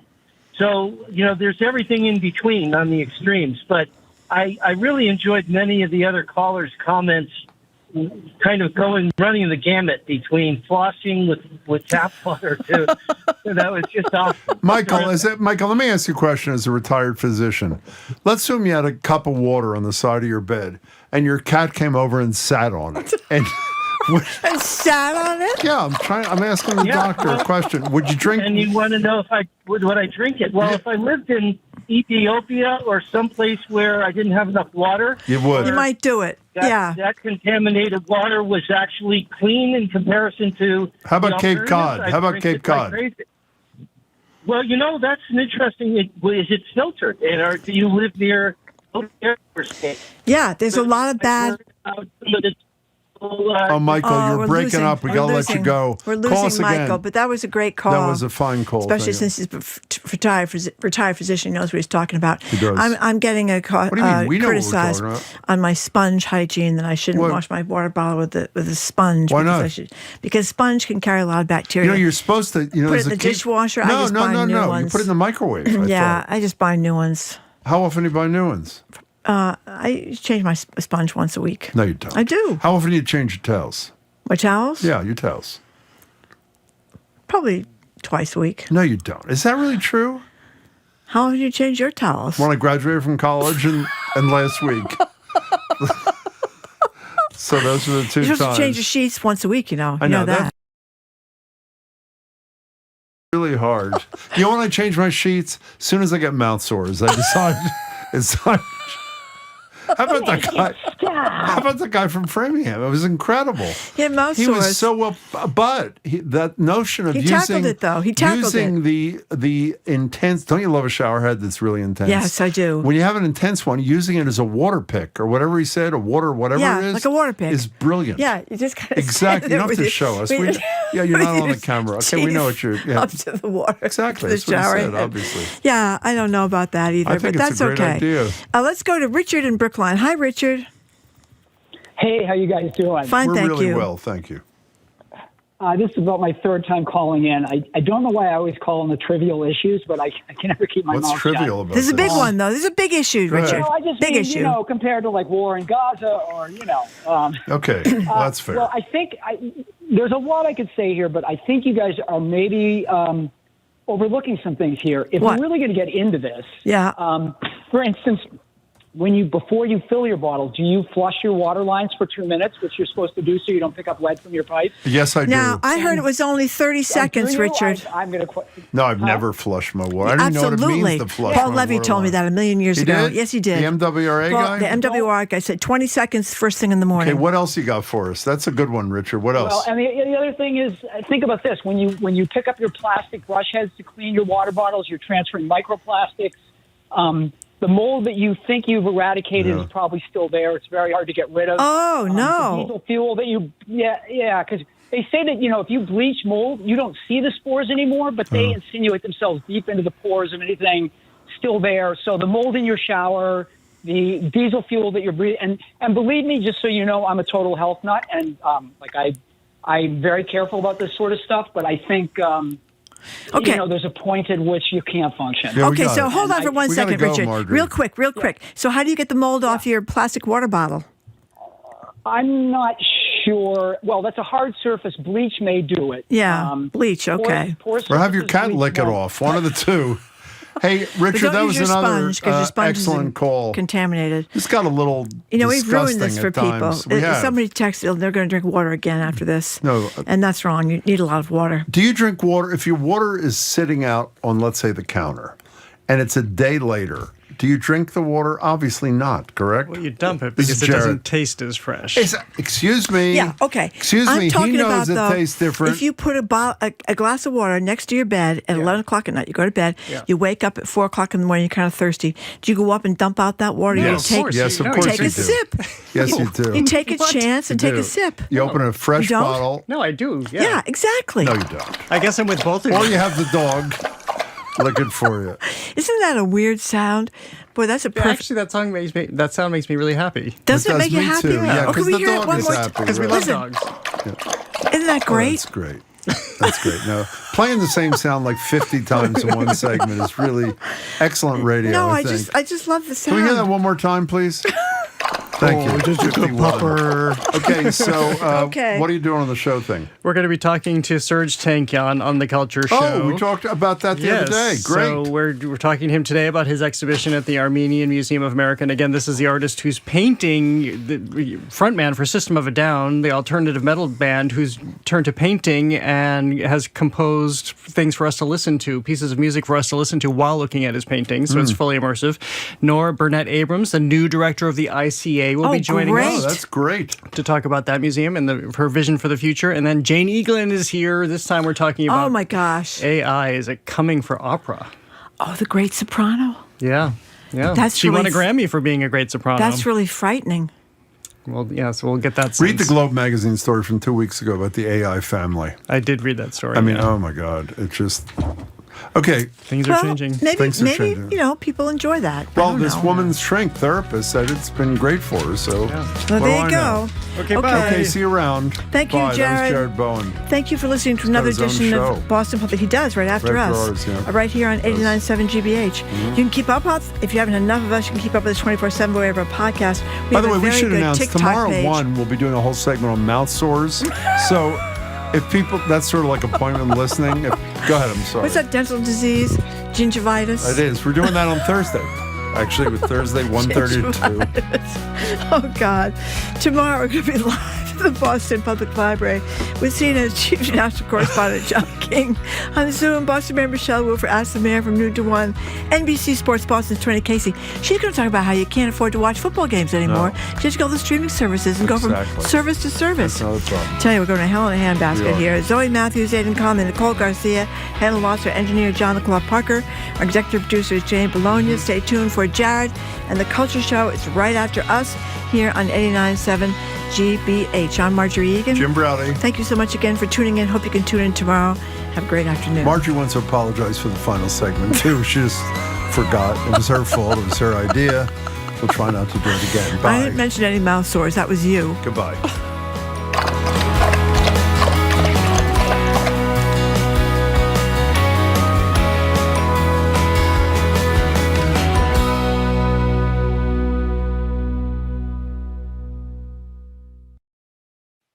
What's trending?